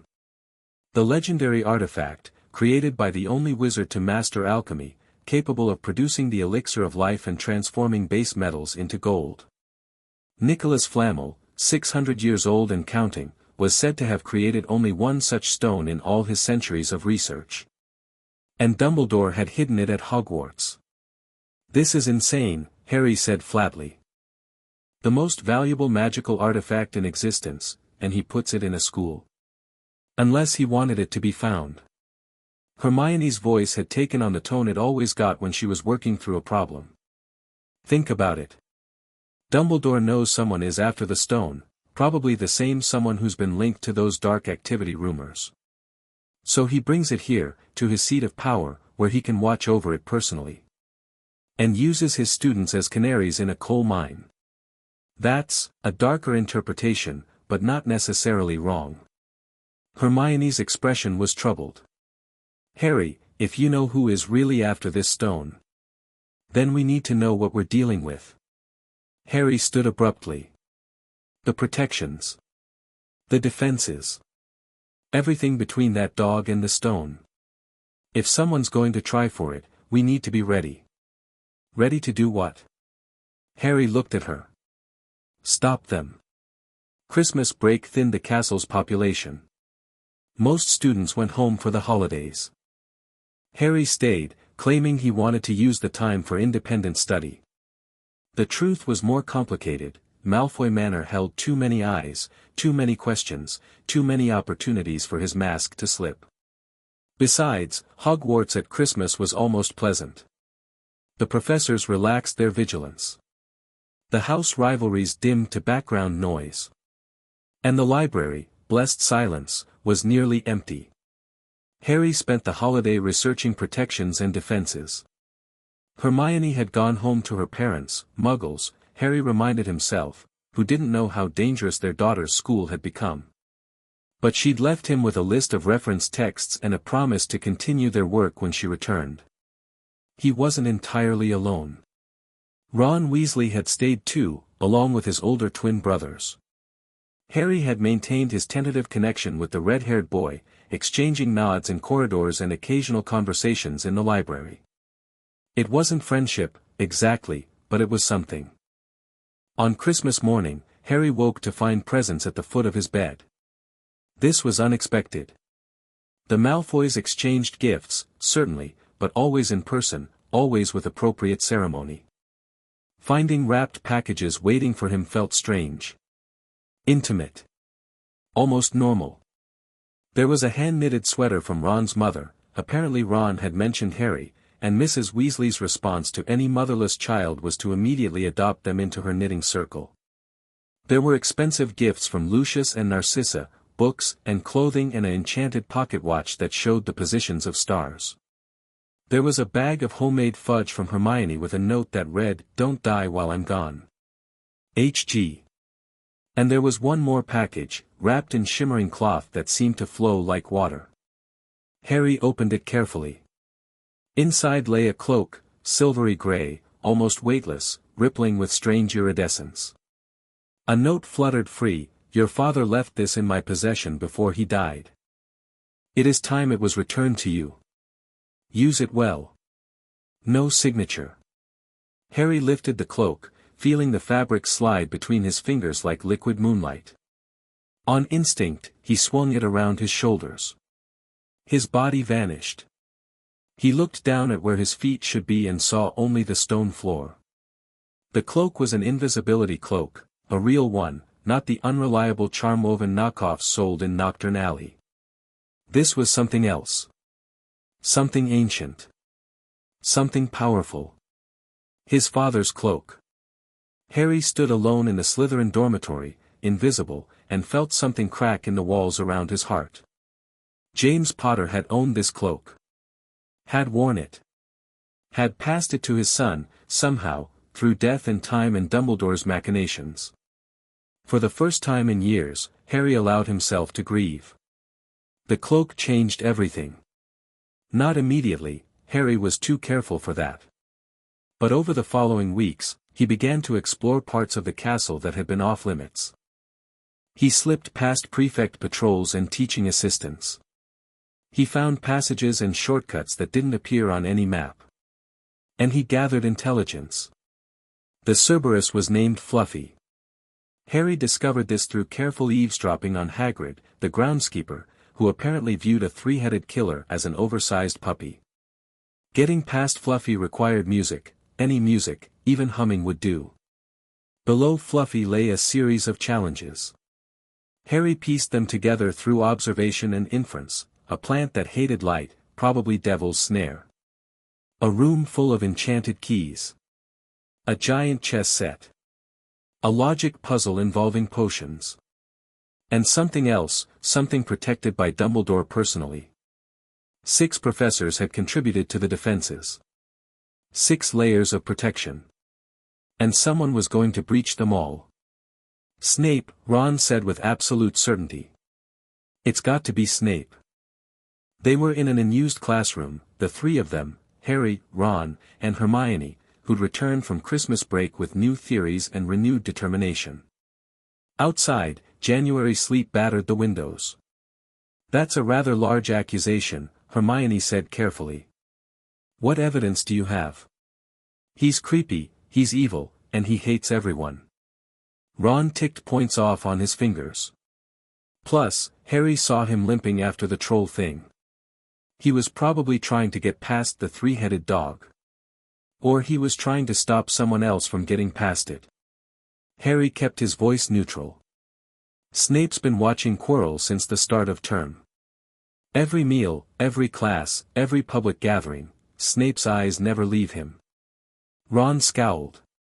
You're defending Snape. I'm analyzing the situation. There's a difference. Harry leaned forward. Quirrell spent years in Albania before coming to Hogwarts. Albania is where the Dark Lord reportedly fled after his defeat. Quirrell is nervous, incompetent, and constantly looking over his shoulder. Snape, meanwhile, is a former Death Eater who somehow earned Dumbledore's trust, which means either Dumbledore is a fool, or Snape switched sides. Dumbledore's definitely not a fool, Hermione said slowly. So you think Snape is protecting the stone? That Quirrell is the one trying to steal it? I think Quirrell is more than he appears. The stuttering, the garlic, the ridiculous turban, it's a performance. Just like everything else in this castle. Ron looked between them, confusion warring with stubbornness. But Snape is awful, Harry agreed. He's cruel, petty, and clearly holds a grudge against my birth father that he's transferred to me. But awful doesn't mean guilty. And right now, I'm more interested in what's true than what's comfortable. The 3 of them sat in silence, processing. It was strange, Harry reflected, how this had happened. He'd intended to cultivate Ron as an asset, Hermione as a research partner. Somehow, without his permission or planning, they'd become something more. Friends. The word still felt foreign. But it was starting to fit. February brought Valentine's Day and, more importantly, answers. Harry had been tracking Quirrell's movements for weeks, using his invisibility cloak to follow the professor through corridors and classrooms. The man was definitely up to something. He spent hours in empty rooms, muttering to himself in conversations that seemed one-sided until Harry realized there were 2 voices. One voice belonged to Quirrell. The other came from beneath his turban. Harry didn't know what that meant, exactly. Possession? Some kind of parasite? A very unconventional thinking cap. The possibilities ranged from disturbing to horrifying. But he knew one thing for certain: whatever lived under that turban wanted the Philosopher's Stone. And it was running out of patience. The confrontation came in June, after exams finished and most students had lowered their guard. Harry felt it, a wrongness in the castle's magical atmosphere, like a sour note in an otherwise pleasant melody. He found Hermione and Ron in the library, preparing for their trip home. Something's happening, he said without preamble. Tonight. Ron looked up. The stone. Dumbledore left the castle this afternoon. Urgent ministry business, supposedly. But nothing at the ministry is that urgent, not urgent enough to pull the headmaster away in the middle of term. A trap, Hermione breathed. Someone lured him away. Which means someone is going for the stone. Tonight. The three of them exchanged looks. This was the moment Harry had been building toward all year, the confrontation with whoever was trying to resurrect the Dark Lord. But he hadn't expected it to feel so weighted. Ron and Hermione weren't assets anymore. They were his friends. And friends, he was discovering, complicated everything. We should tell McGonagall, Hermione said. She won't believe us. A first year claiming to know when and how an attack will happen. Harry shook his head. We'd be dismissed or, worse, detained while whatever's going to happen happens. So what do we do? Harry looked at them, really looked, seeing not pawns or pieces but people who trusted him. Who'd chosen to stand beside him despite everything. We stop it ourselves. The gauntlet was exactly as Harry had predicted. Fluffy fell asleep to a charmed harp someone had already left playing. The devil's snare released them when Hermione conjured flames. The flying keys required broomwork that pushed Harry's skills to their limits. The chess set demanded sacrifice. Ron, battered but alive, stayed behind so the others could advance. The potions puzzle was Hermione's domain. Logic and deduction, the weapons of a brilliant mind against bottles of poison and fire. There's only enough for one person to go forward, Hermione said, holding the tiny bottle of black liquid. Harry. I know. He took the bottle from her hand. Get Ron to the hospital wing. Find a professor, any professor. Tell them what's happening. Harry, you can't face this alone. I'm not alone. He tucked the bottle into his pocket. I've got my parents' sacrifice. I've got a year's worth of research. And I've got something whoever's down there doesn't expect. What's that? Harry smiled, a real smile, not one of his practiced masks. Friends who won't let me die. Hermione's eyes glistened. You'd better not. I haven't finished cataloging the Soulbond research yet. Then I'll have to survive, won't I? He drank the potion and walked through the black flames. The final chamber held a mirror. It was beautiful in an unsettling way, tall and golden framed, with an inscription carved across the top that Harry couldn't quite read. But that wasn't what drew his attention. Quirrell stood before the mirror, his back to Harry, his turban unwound to reveal a second face pressed against the back of his skull. Red eyes. A flat, serpentine nose. Features that were less face than wound. The Dark Lord. Ah, said the second face, its voice like silk over broken glass. Harry Potter. I wondered when you'd arrive. Harry didn't flinch. Didn't run. Didn't do any of the things a normal 11-year-old would do when confronted with the thing that murdered his parents. Instead, he said, "You look terrible. Death didn't agree with you." Voldemort laughed, a cold, mirthless sound. Wit. How unexpected. The Malfoys taught you well. The Malfoys taught me many things. Harry kept his voice steady, his wand raised. Including the importance of finishing what you start. You started something 11 years ago. I'm here to end it. Bold words for a child. Quirrell turned, giving Harry his first clear look at the abomination on the back of his head. Do you even know what that mirror does? It shows the deepest desire of whoever looks into it. Harry had done his research. Erased. Desire, spelled backward. Dumbledore's last defense, only someone who wanted to find the stone but not use it could actually retrieve it. Voldemort's expression shifted, surprise, perhaps, or reassessment. You know more than I expected. I know a great deal more than you expected. Harry took a step forward. I know about the Horcruxes. The silence that followed was absolute. It was a guess, an educated one, built on months of research into soul magic and sacrificial protection, but still a guess.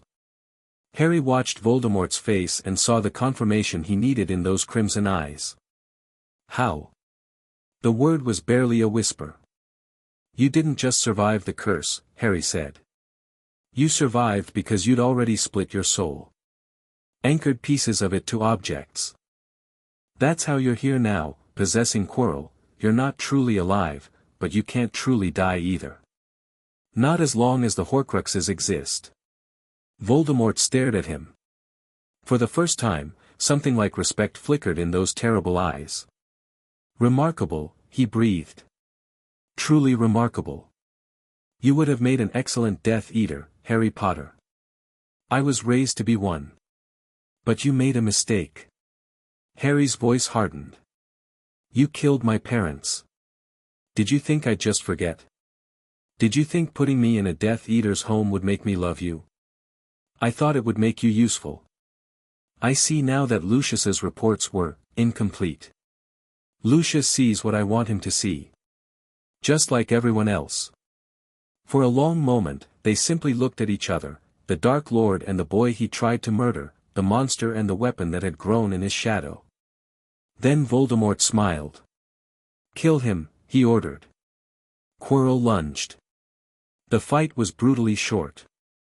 Harry was good, better than any first year had a right to be, trained by masters Lucius had imported from across Europe.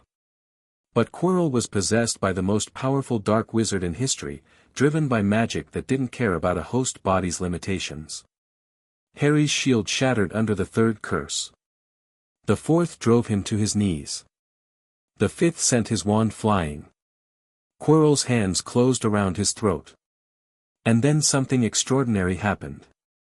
Light erupted from the point of contact, brilliant, blinding, burning white. Quirrell screamed as his fingers blistered and cracked. Harry felt heat, but no pain. Instead, he felt something else. Power. His mother's protection, awakened by touch. Love made manifest, poison to something that had never known love at all. Harry grabbed Quirrell's face with both hands. The screaming seemed to last forever. Skin peeled. Flesh charred. The thing inside Quirrell howled with fury and agony as its host body crumbled to ash beneath Harry's palms. Then it was over. Harry stood alone in the chamber, surrounded by dust and silence. The mirror glinted in the torchlight. His hands, unmarked, trembled at his sides. A rush of cold swept past him, Voldemort's spirit, bodiless again, fleeing into the night. We will meet again, Harry Potter, whispered a voice that might have been imagination. And next time, I will be ready. So will I, Harry said to the empty room. Then his legs gave out, and darkness claimed him. He woke in the hospital wing, 3 days later. Dumbledore sat by his bed, looking older than Harry had ever seen him. The blue eyes that usually sparkled with hidden knowledge seemed tired, heavy with concerns that had nothing to do with twinkling. Ah, the headmaster said softly. Back with us at last. Harry struggled to sit up. His body ached in places he didn't know could ache. The stone, destroyed. I've had a long conversation with Nicholas, we agreed it was for the best. Dumbledore's gaze was penetrating.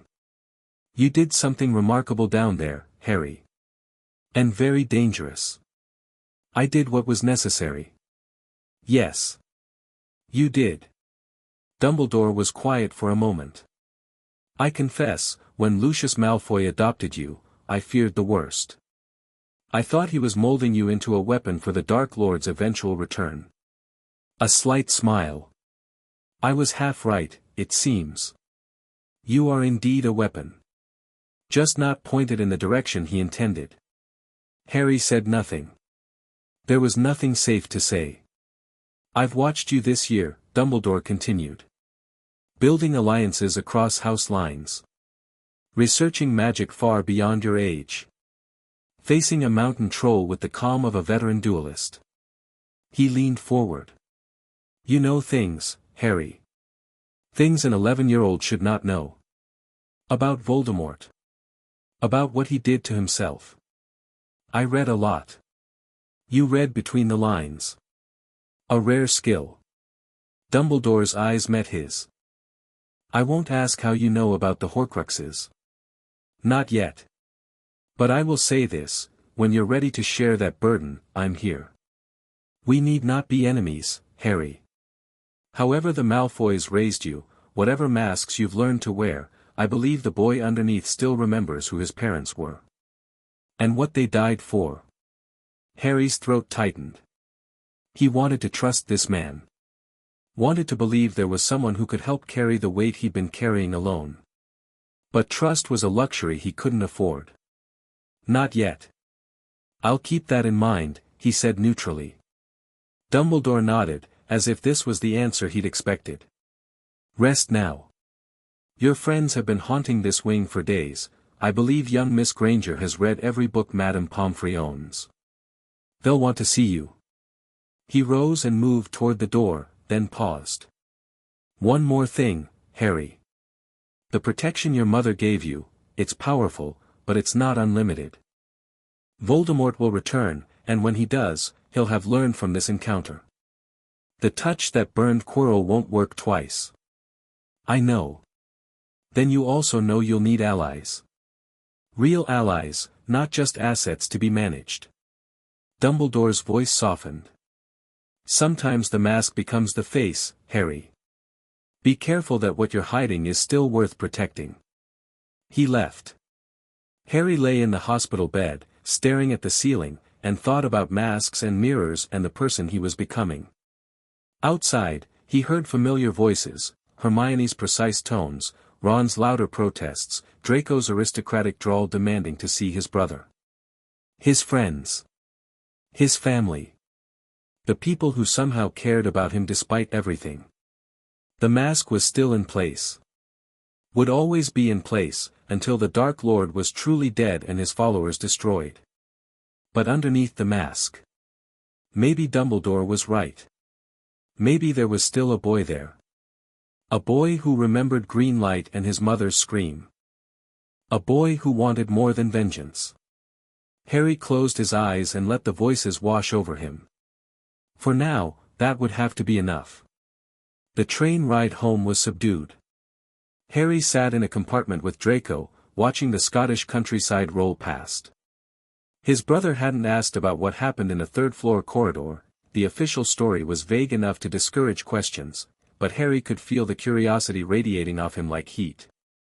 Father will want to know, Draco said eventually. About everything. He's been sending owls all week. Let him send owls. Harry kept his eyes on the window. I'll tell him what he needs to hear. Which is? That I protected the school's honor against a threat. That I demonstrated the values he instilled in me. That his investment is paying dividends.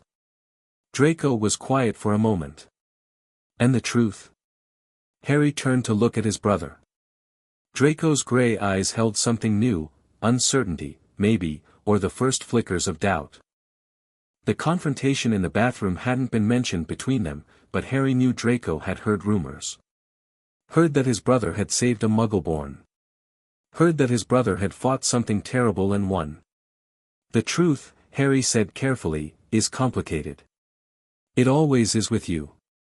Draco's voice held no accusation. If anything, he sounded almost sad. Harry, we are brothers, aren't we? Whatever else is going on, whatever secrets you're keeping, we're still brothers. Harry felt something twist in his chest. This was the complication he'd always known was coming. The moment when his mission and his heart pulled in opposite directions. Always, he said, and meant it more than he'd ever meant anything. Draco nodded slowly. Then that's enough. For now. They rode the rest of the way in silence, two brothers bound by something stronger than blood, each carrying secrets the other couldn't imagine. Outside the window, England spread beneath them like a promise and a threat.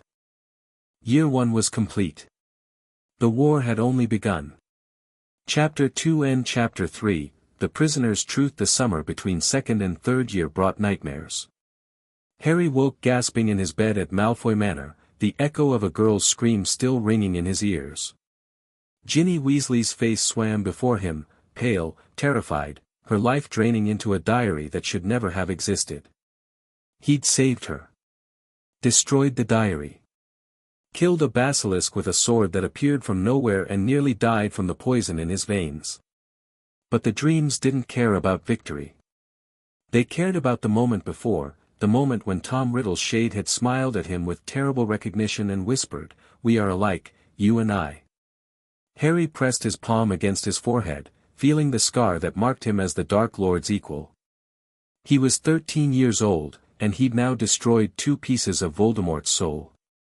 The first had been accident, his mother's protection burning Quirrell's possessed body to ash. But the diary he'd stabbed deliberately, driving a basilisk fang through its heart while Riddle screamed. He'd felt the Horcrux die. Felt its rage and terror and something that might have been relief. 2 down. He didn't know how many remained.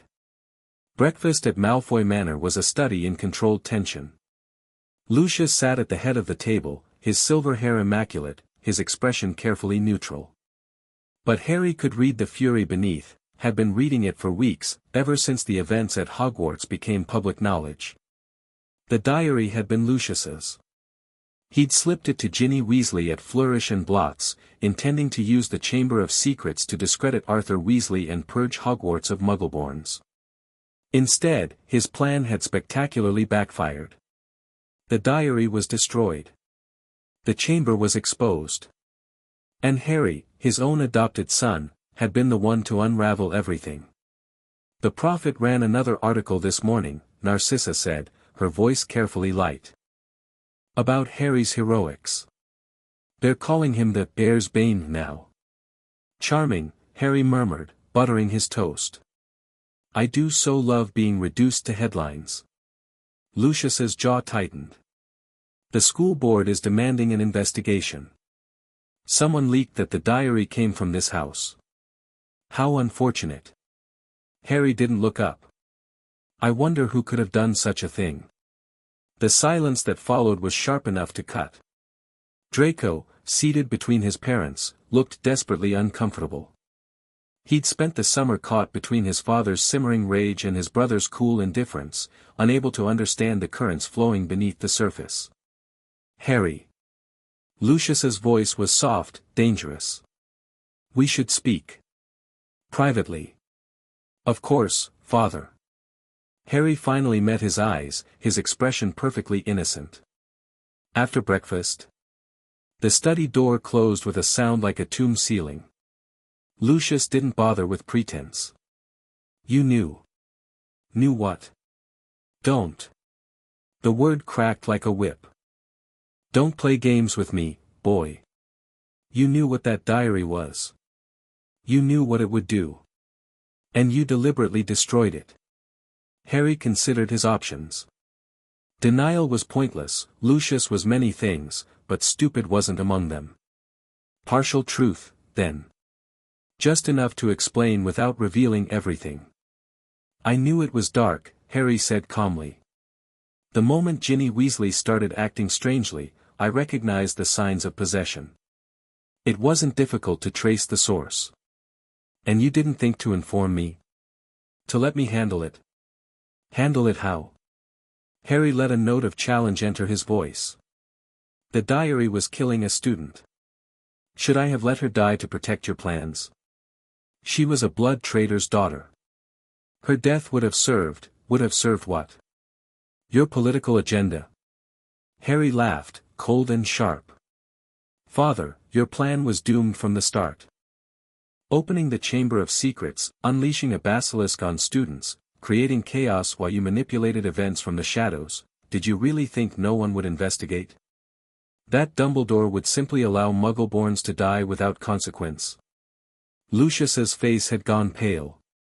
How do you know? I pay attention. Harry stepped closer, holding his father's gaze without flinching. I've been paying attention for years. To the meetings in your study after midnight. To the visitors with covered forearms. To the whispered toasts when you think no one is listening. The silence stretched between them, heavy with implications. "I know what you are," Harry said quietly. "I've known since I was 7 years old. Did you really think you could raise me in this house, teach me to observe and analyze and plan, and I wouldn't figure it out?" Lucius stood frozen, his aristocratic composure cracking for the first time in Harry's memory. If you've known all this time, then why am I still here?" Harry smiled, thin and dangerous. "Because leaving serves no purpose. Because the Malfoy name opens doors I'll need opened.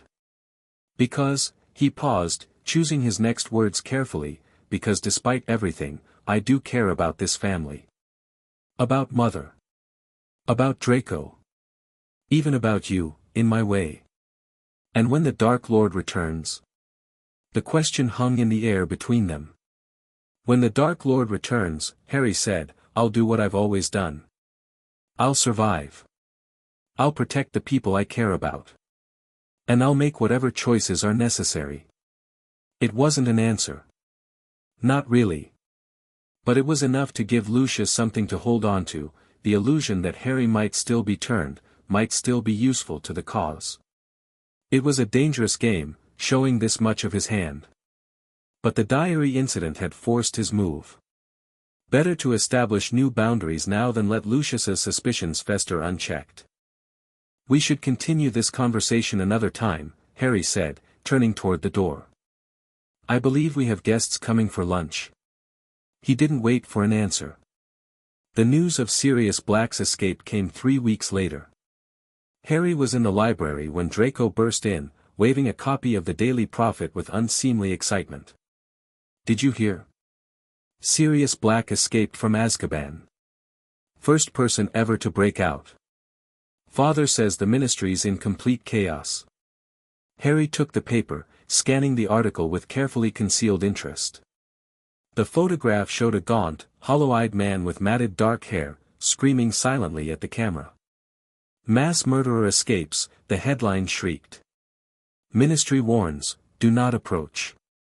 "He killed 13 people with a single curse," Draco continued, oblivious to Harry's racing thoughts.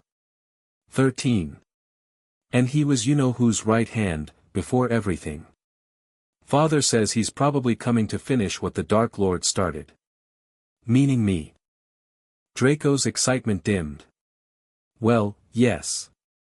But the Dementors are searching everywhere. They'll catch him before he gets anywhere near Hogwarts."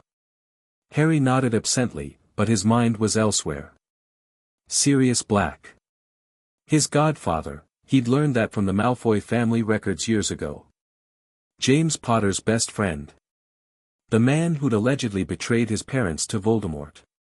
Except, Harry had been doing research. Quiet, careful research into the events of that Halloween night. And the more he learned, the less the official story made sense. Sirius Black had been James Potter's best friend since their first year at Hogwarts. They'd been Aurors together. They'd fought side by side in the First War. And yet Black had suddenly, without warning, betrayed everything he'd ever valued. More troubling, there had been no trial. Harry had searched the ministry records through Lucius's connections, nothing. Sirius Black had been sent to Azkaban without ever facing the Wizengamot. Which meant either the evidence had been overwhelming, or someone hadn't wanted questions asked. The train to Hogwarts was delayed by Dementors. Harry felt them before he saw them, a creeping cold that had nothing to do with temperature, a heaviness in his chest like grief made physical. The lights flickered and died. Frost crept across the windows. He was in a compartment with Draco, Blaise, and Theodore not when the door slid open and something that wasn't human drifted through. The Dementor was tall and robed, its presence a void that sucked the warmth from everything it touched. Harry heard screaming, distant at first, then closer, then inside his head. A woman's voice, desperate and terrified. "Not Harry. Please, not Harry." He reached for his wand, but his hands wouldn't obey. The cold was everywhere now, seeping into his bones, dragging him down into darkness.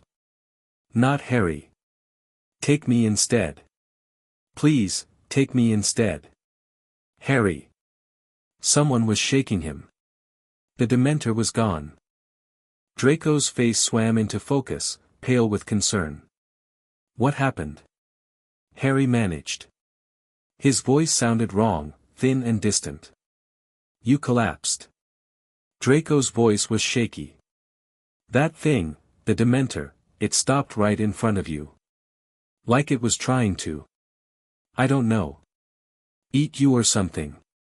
But then someone cast a spell from the corridor, and it left. Harry struggled upright, noting with clinical detachment that his hands were trembling.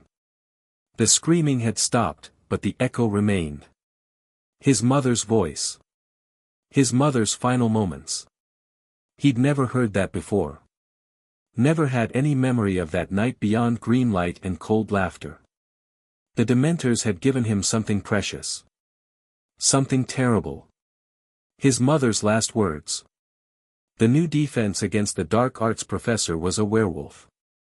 Harry recognized Remus Lupin immediately, not from any photograph, but from the way the man looked at him. There was grief in those tired eyes, and recognition, and something that might have been guilt. This was the wizard who'd driven the Dementor away on the train. Who'd handed Harry chocolate with gentle insistence and pretended not to notice his shaking hands. Who was now standing at the front of a classroom, teaching defensive magic with a competence that put every previous professor to shame. Professor Lupin, Harry said after class, hanging back while the other students filed out. You knew my parents. Lupin's expression flickered. What makes you say that? You look at me like you're seeing ghosts. Harry kept his voice neutral. And you were friends with Sirius Black at Hogwarts, which means you were friends with James Potter. The Marauders, they called themselves. A long silence. Lupin's face had gone carefully blank. You've done your research, he said finally. I always do. Harry stepped closer.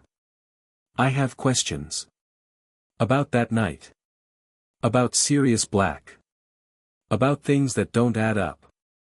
Harry. Lupin's voice was heavy with warning. Some questions are dangerous to ask. More dangerous than ignorance. Harry shook his head. Professor, I'm not a child who needs protecting from the truth. I'm the boy who killed a basilisk with a sword. I destroyed Tom Riddle's diary with my bare hands.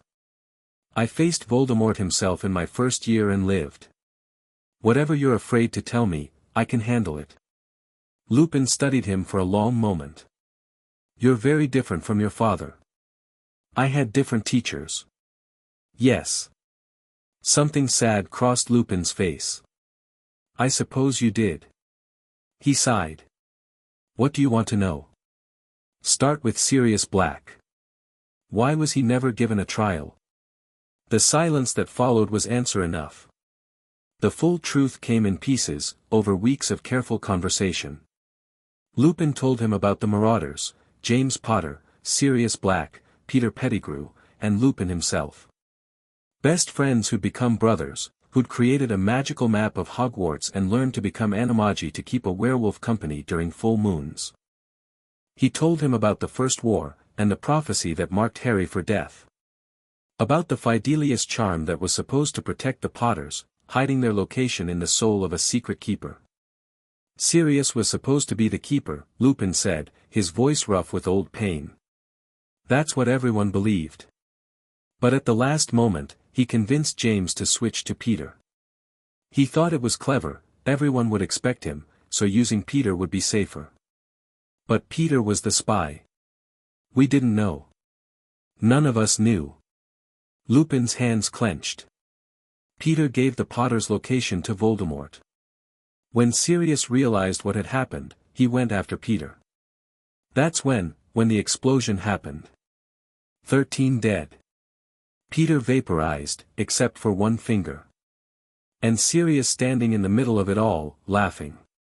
Laughing. That's what the witnesses said. Lupin's voice was barely a whisper. I've never understood it. The Sirius I knew would never have betrayed James. Never. But the evidence. Was there evidence? Beyond witnesses? Harry pressed. Physical evidence. Testimony under veritaserum. There was no trial. Bartemius Crouch sent him straight to Azkaban. Then how do we know he was guilty? The question hung between them. Harry, Lupin said slowly, what are you suggesting? I'm suggesting that Peter Pettigrew was an animagus. A rat, specifically. I'm suggesting that a man clever enough to infiltrate the Order of the Phoenix might be clever enough to fake his own death. And I'm suggesting that the man everyone assumes is a mass murderer might have been laughing at the sheer audacity of being framed. Lupin stared at him. That would mean. It would mean my godfather has spent 12 years in Azkaban for a crime he didn't commit. It would mean the real traitor is still alive somewhere, hiding. Harry's voice hardened. It would mean justice was never done. Finding Peter Pettigrew was easier than it should have been. Harry had a significant advantage, he knew what to look for. The Marauders map, confiscated from Fred and George Weasley through a combination of bribery and blackmail, showed every person in Hogwarts, regardless of form. And there, in Gryffindor Tower, sleeping in Ron Weasley's bed every night, was a name that should have belonged to a dead man. Peter Pettigrew. Harry stared at the map for a long time, his mind racing through implications. Ron's pet rat, Scabbers, the same rat that had been in the family for over a decade, far longer than any normal rat should live. The same rat that was missing a toe. One finger, the reports had said. The only piece of Peter Pettigrew found at the explosion site. A rat missing a toe. The symmetry was almost beautiful. Confronting Sirius Black was never part of the plan. The plan was careful, methodical. Gather evidence. Document Pettigrew's presence. Present the findings to Dumbledore or the Ministry in a way that couldn't be ignored or suppressed. But plans, Harry was learning, had a tendency to go sideways. It happened on a spring night, near the Whomping Willow. Harry had been conducting surveillance, watching the map, tracking Pettigrew's movements, when he saw something that stopped his heart. Sirius Black's name, appearing at the edge of the grounds. Moving toward the castle with purpose. Moving toward Peter Pettigrew. Harry ran. The Shrieking Shack was older than Hogwarts, a house built for a werewolf's monthly transformations. Its reputation for being haunted had kept curious students away for generations. Harry entered through the tunnel beneath the Whomping Willow, his wand drawn and his heart pounding. He could hear voices ahead, Ron's frightened shout, Hermione's scream, and beneath them a sound like a dog's growl. He burst into the main room to find chaos.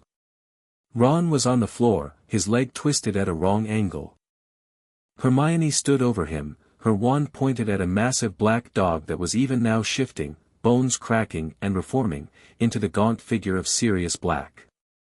"Don't move!" Hermione shouted, her voice trembling but determined. "I'll curse you, I swear I will." "Hermione, wait." Harry stepped into the light, his wand raised but not aimed. "Don't hurt him yet."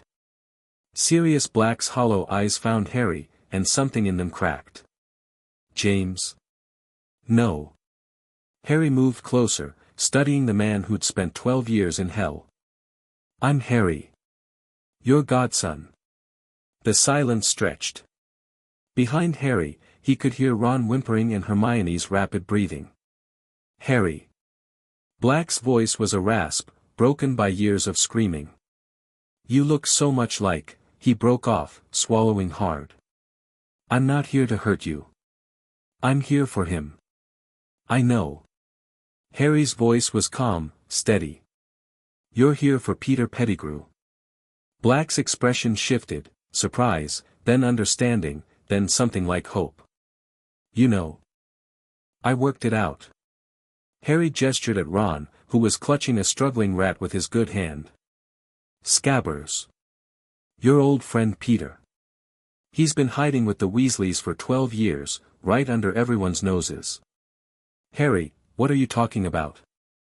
Hermione's voice was sharp with confusion. "Sirius Black killed Peter Pettigrew. Everyone knows that." Everyone knows a convenient story that was never verified. Harry kept his eyes on Black. Tell them. Tell them what really happened that night. The story came out in fragments, Black's voice cracking and failing, rebuilt by determination and rage. The switch. The betrayal. The confrontation in the street where Peter had screamed accusations, cut off his own finger, and transformed before blasting apart the street. I was laughing because I couldn't believe it, Black rasped. 12 years in Azkaban, and the real traitor was a rat living in a wizard's pocket. The irony was too much. He's lying. Ron protested, clutching Scabbers tighter. Scabbers has been in my family for 12 years. Harry's voice cut through. How old is a normal rat supposed to live, Ron? The silence was answer enough. Let me prove it, Black said. Force him to transform. If I'm lying, nothing will happen. If I'm telling the truth. Harry nodded slowly. Hermione, keep your wand on Black. If he tries anything, curse him. He turned to Ron. Give me the rat. Harry, Ron. Harry let the mask slip, just for a moment, letting his oldest friend see something of the cold determination beneath. Trust me. Ron's face went through a complicated series of expressions. Then, slowly, he held out Scabbers. Harry took the rat, felt it squirm and bite, trying desperately to escape, and placed it on the floor. He raised his wand. Homorphous. The spell Lupin had taught him last week. A forced animagus reversal. Scabbers twisted, squealed, and began to change. Where a rat had been, a man now crouched. Short, balding, with watery eyes and a face like a rodent's. Missing one finger on his right hand. Peter Pettigrew. Hello, Peter, Harry said softly. We have so much to discuss. The next hour was a masterclass in interrogation. Harry had learned from the best, years of watching Lucius extract information through careful manipulation, years of practicing his own techniques on unsuspecting classmates. Peter Pettigrew was weak, terrified, and desperate to survive. Breaking him was almost too easy. The confession came out in a torrent of excuses and justifications. Yes, he'd been the spy. Yes, he'd given the Potter's location to Voldemort. But what choice did he have? The Dark Lord was too powerful, too terrifying. Better to serve than to die. You could have fought, Black snarled. You could have warned James and Lily. Instead you fed them to him like scraps. What would you have done? Pettigrew whined. You weren't there, Sirius. You didn't see what he was capable of. I would have died for them. Black's voice cracked. I would have died 1,000 times before betraying them. Harry let them argue while his mind worked through calculations. He had what he needed, confession, witnesses, and the traitor himself. Pettigrew could be turned over to the ministry, Black could be exonerated, and justice could finally be done. But Harry looked at Pettigrew, really looked, seeing past the sniveling wretch to the useful tool beneath. This man had been Voldemort's spy. He knew things. Secrets about the Death Eaters, about the Dark Lord's plans, about vulnerabilities that Harry could exploit. Turning him over to the ministry meant losing that intelligence. Dementors weren't known for their interrogation techniques. On the other hand, keeping Pettigrew's secret meant keeping Black's name dirty. Meant leaving his godfather a hunted fugitive. 2 paths. 2 prices. Harry made his choice. You're letting him go. Lupin had arrived in the middle of Harry's deliberation, drawn by some instinct or perhaps the map he'd once helped create. His wand was raised, his eyes fixed on the tableau before him. No, Harry said. I'm not letting him go. I'm keeping him. The silence that followed was thick with confusion. Harry, Hermione said slowly, what do you mean, keeping him? I mean exactly what I said. Harry's wand hadn't wavered from Pettigrew's chest. This man knows things. Secrets about Voldemort, about his followers, about plans and contingencies that we need to understand. Turning him over to the Ministry means losing all of that. You can't just, Ron started. I can. Harry's voice was cold. And I will. Pettigrew stays with me. Alive, contained, and very cooperative. In exchange, Sirius gets something else. He turned to his godfather. I'm going to cast a memory charm on Pettigrew. A modified version that will leave him functional but missing any memory of this confrontation. He'll transform back into Scabbers, return to the Gryffindor dormitory, and continue living as a rat while I figure out how to use him. That's dark magic, Hermione whispered. Yes. Harry didn't flinch. It is. Harry, you can't, I can give you something better than Pettigrew, Harry continued, ignoring her. He was looking at Sirius now. I can give you freedom. Black's hollow eyes narrowed. How? Testimony. Mine, specifically. Harry's voice was calm, methodical. I'm the boy who lived, adopted by one of the most influential families in Wizarding Britain.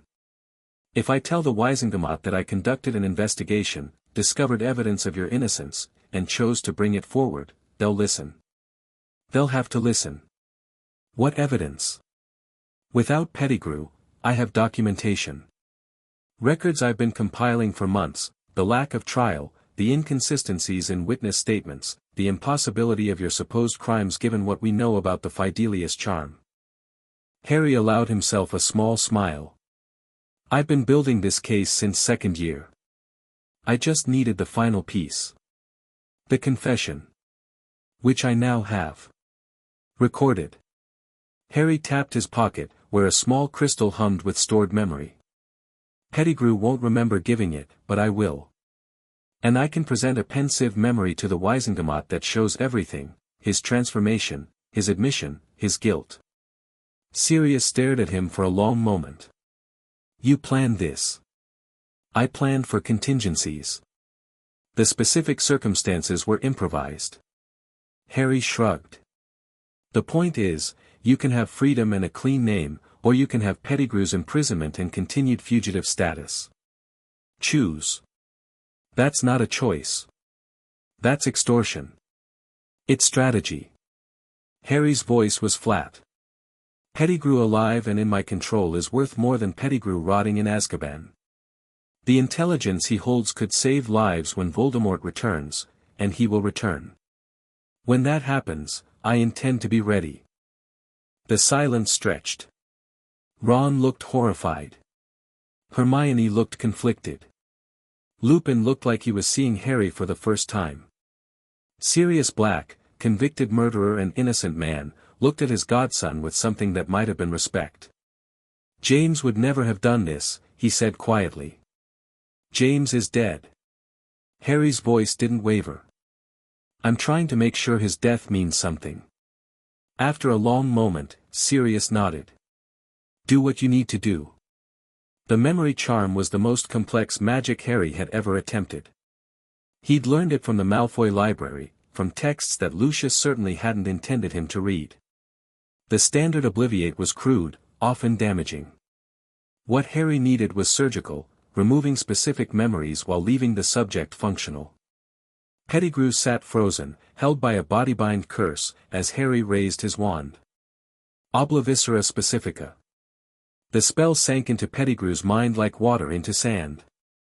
Harry felt the memories, the confrontation, the confession, the terror, and carefully excised them, leaving smooth blankness in their wake. When it was done, Pettigrew's eyes were glazed but clear. He remembered being Scabbers. He remembered living with the Weasleys. He didn't remember anything about tonight. Animagus. Pettigrew shrank back into rat form. Harry picked him up carefully, the creature didn't struggle, didn't recognize the danger it was in, and handed him back to a stunned Ron. Take him back to the tower. Say nothing about tonight to anyone. Harry, Ron's voice was shaking. What you just did, was necessary. Harry met his friend's eyes. I know you don't understand. I know it looks wrong. But Voldemort is coming back, Ron. When he does, we need every advantage we can get. Pettigrew is an advantage. He murdered your parents. Yes. He did. Harry's voice was cold as winter. And when Voldemort is truly dead, when the war is really over, I'll make sure Pettigrew pays for that. But not yet. Not until he's served his purpose. Ron stared at him for a long moment. Then, slowly, he nodded. You're bloody terrifying, you know that. I try. The exoneration of Sirius Black made headlines for weeks.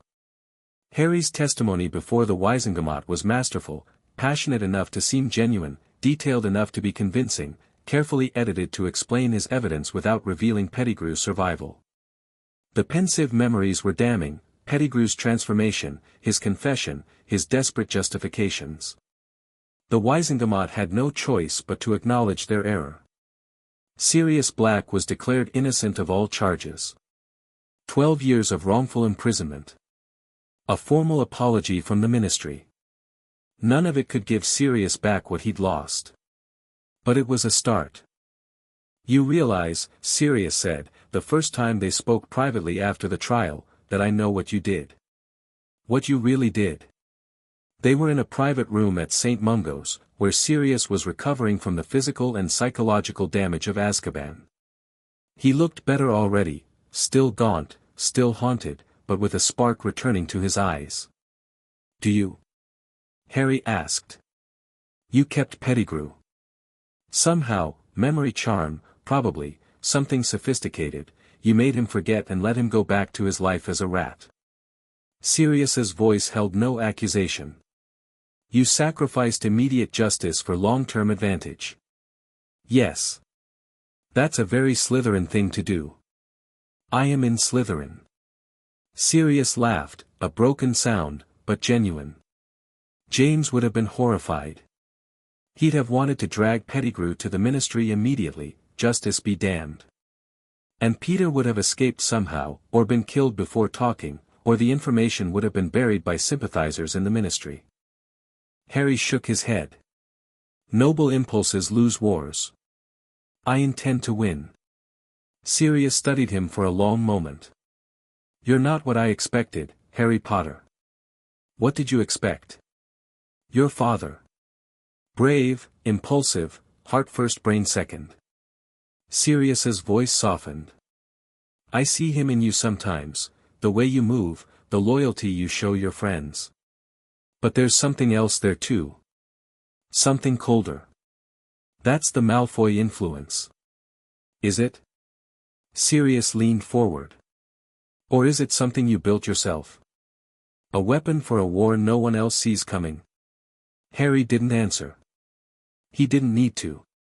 I'm not going to pretend I understand, Sirius continued. And I'm not going to pretend I approve of everything you've done. But I'm your godfather. I should have been there for you, would have been, if not for Pettigrew. I failed you once. I won't fail you again. What does that mean? It means I'm on your side. Whatever war you're fighting, whatever plans you're making, I'm with you. Sirius's eyes were intense. You're all I have left of James and Lily. If you're building an army to take down Voldemort, I want in. Harry considered this. Sirius was damaged, yes, broken in ways that might take years to heal. But he was also powerful, connected, and absolutely committed. The last of the true Marauders, with knowledge of the old order and skills developed in the First War. There's something you need to understand, Harry said slowly. The people I work with, the allies I'm building, they don't all look like heroes. Some of them are Slytherins. Some of them have parents who were Death Eaters. I don't choose allies based on their house colors or their family names. I choose them based on their usefulness and their reliability. Snakes and lions working together. If that's what it takes. Harry met his godfather's eyes. Can you handle that? Working with people you were raised to hate. Sirius was quiet for a moment. Then he smiled, a ghost of his old grin, sharp and reckless. "Kid, I spent 12 years in Azkaban for a crime I didn't commit. The ministry, the public, everyone I knew, they all turned their backs on me without a second thought. The only person who bothered to dig for the truth was a 13-year-old Slytherin who should have been my enemy." He extended his hand. "I think I can learn to work with snakes." Harry took it. The summer after third year was different. Harry divided his time between Malfoy Manor and Grimmauld Place, the ancient Black family home that Sirius had inherited. The house was a nightmare, dark, decrepit, filled with cursed objects and a portrait of Sirius's mother that screamed obscenities at anyone who passed. Harry loved it. Not for its comfort, there was precious little of that. But Grimmauld Place represented something the manor never could: freedom. A space beyond Lucius's control, beyond the constant surveillance and subtle manipulation. A place where Harry could be himself without masks. "You're training him," Narcissa observed during one of Harry's rare appearances at the manor. They were taking tea in the garden, surrounded by peacocks and silence. Draco was away, visiting the Parkinsons, ostensibly, though Harry suspected he was actually meeting with Theodore not to discuss matters their parents wouldn't approve of. "I'm spending time with my godfather," Harry corrected. "Is that inappropriate?" "That depends on what he's teaching you." Narcissa's voice was carefully neutral. Sirius Black was always reckless. Impulsive. He nearly killed Severus Snape during their school years, did you know? "I know the story." "Then you know that his judgment cannot be trusted."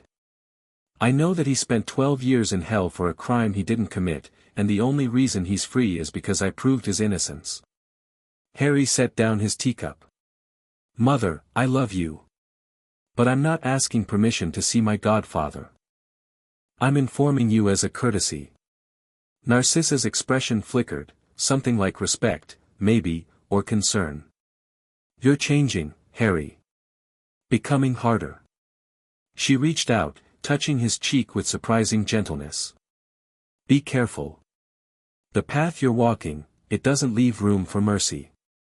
For softness." "I know. Do you?" Her eyes searched his face. "Draco worships you, you know. Whatever you become, he'll follow. Are you prepared for that responsibility?" Harry thought of his brother. Of the boy who dragged him to see peacocks on his first morning at the manor. Of the young man who was slowly, almost imperceptibly, starting to question the beliefs he'd been raised with. "I'm prepared," he said. "For all of it." The Quidditch World Cup brought fire and darkness. Harry attended with the Malfoys, sitting in the minister's box with all the appropriate pomp and circumstance. The match itself was spectacular: Ireland versus Bulgaria, Victor Crumb's legendary feint, a final score that defied expectations. But the match wasn't what mattered. What mattered was what came after. The Death Eaters attacked at midnight, while most attendees slept in their tents. Harry woke to screams and green light, to masked figures stalking through the campground, to a terror he'd spent years preparing for. "Stay here," he told Draco, who was pale and shaking. "Don't leave the tent." Harry, what? But Harry was already gone, slipping into the chaos with his wand drawn and his mind clear. The attack was amateur work, more intimidation than actual assault. The Death Eaters were playing, Harry realized. Showing off. Reminding the wizarding world that they still existed, still had power. But there was something else. Something that made Harry's blood run cold. The dark mark, blazing green in the sky above the burning tents. The skull and serpent, Voldemort's personal symbol, cast by someone at the edge of the forest. Harry ran toward it. He found Barty Crouch's house elf standing over an unconscious body, a wand clutched in her small hands.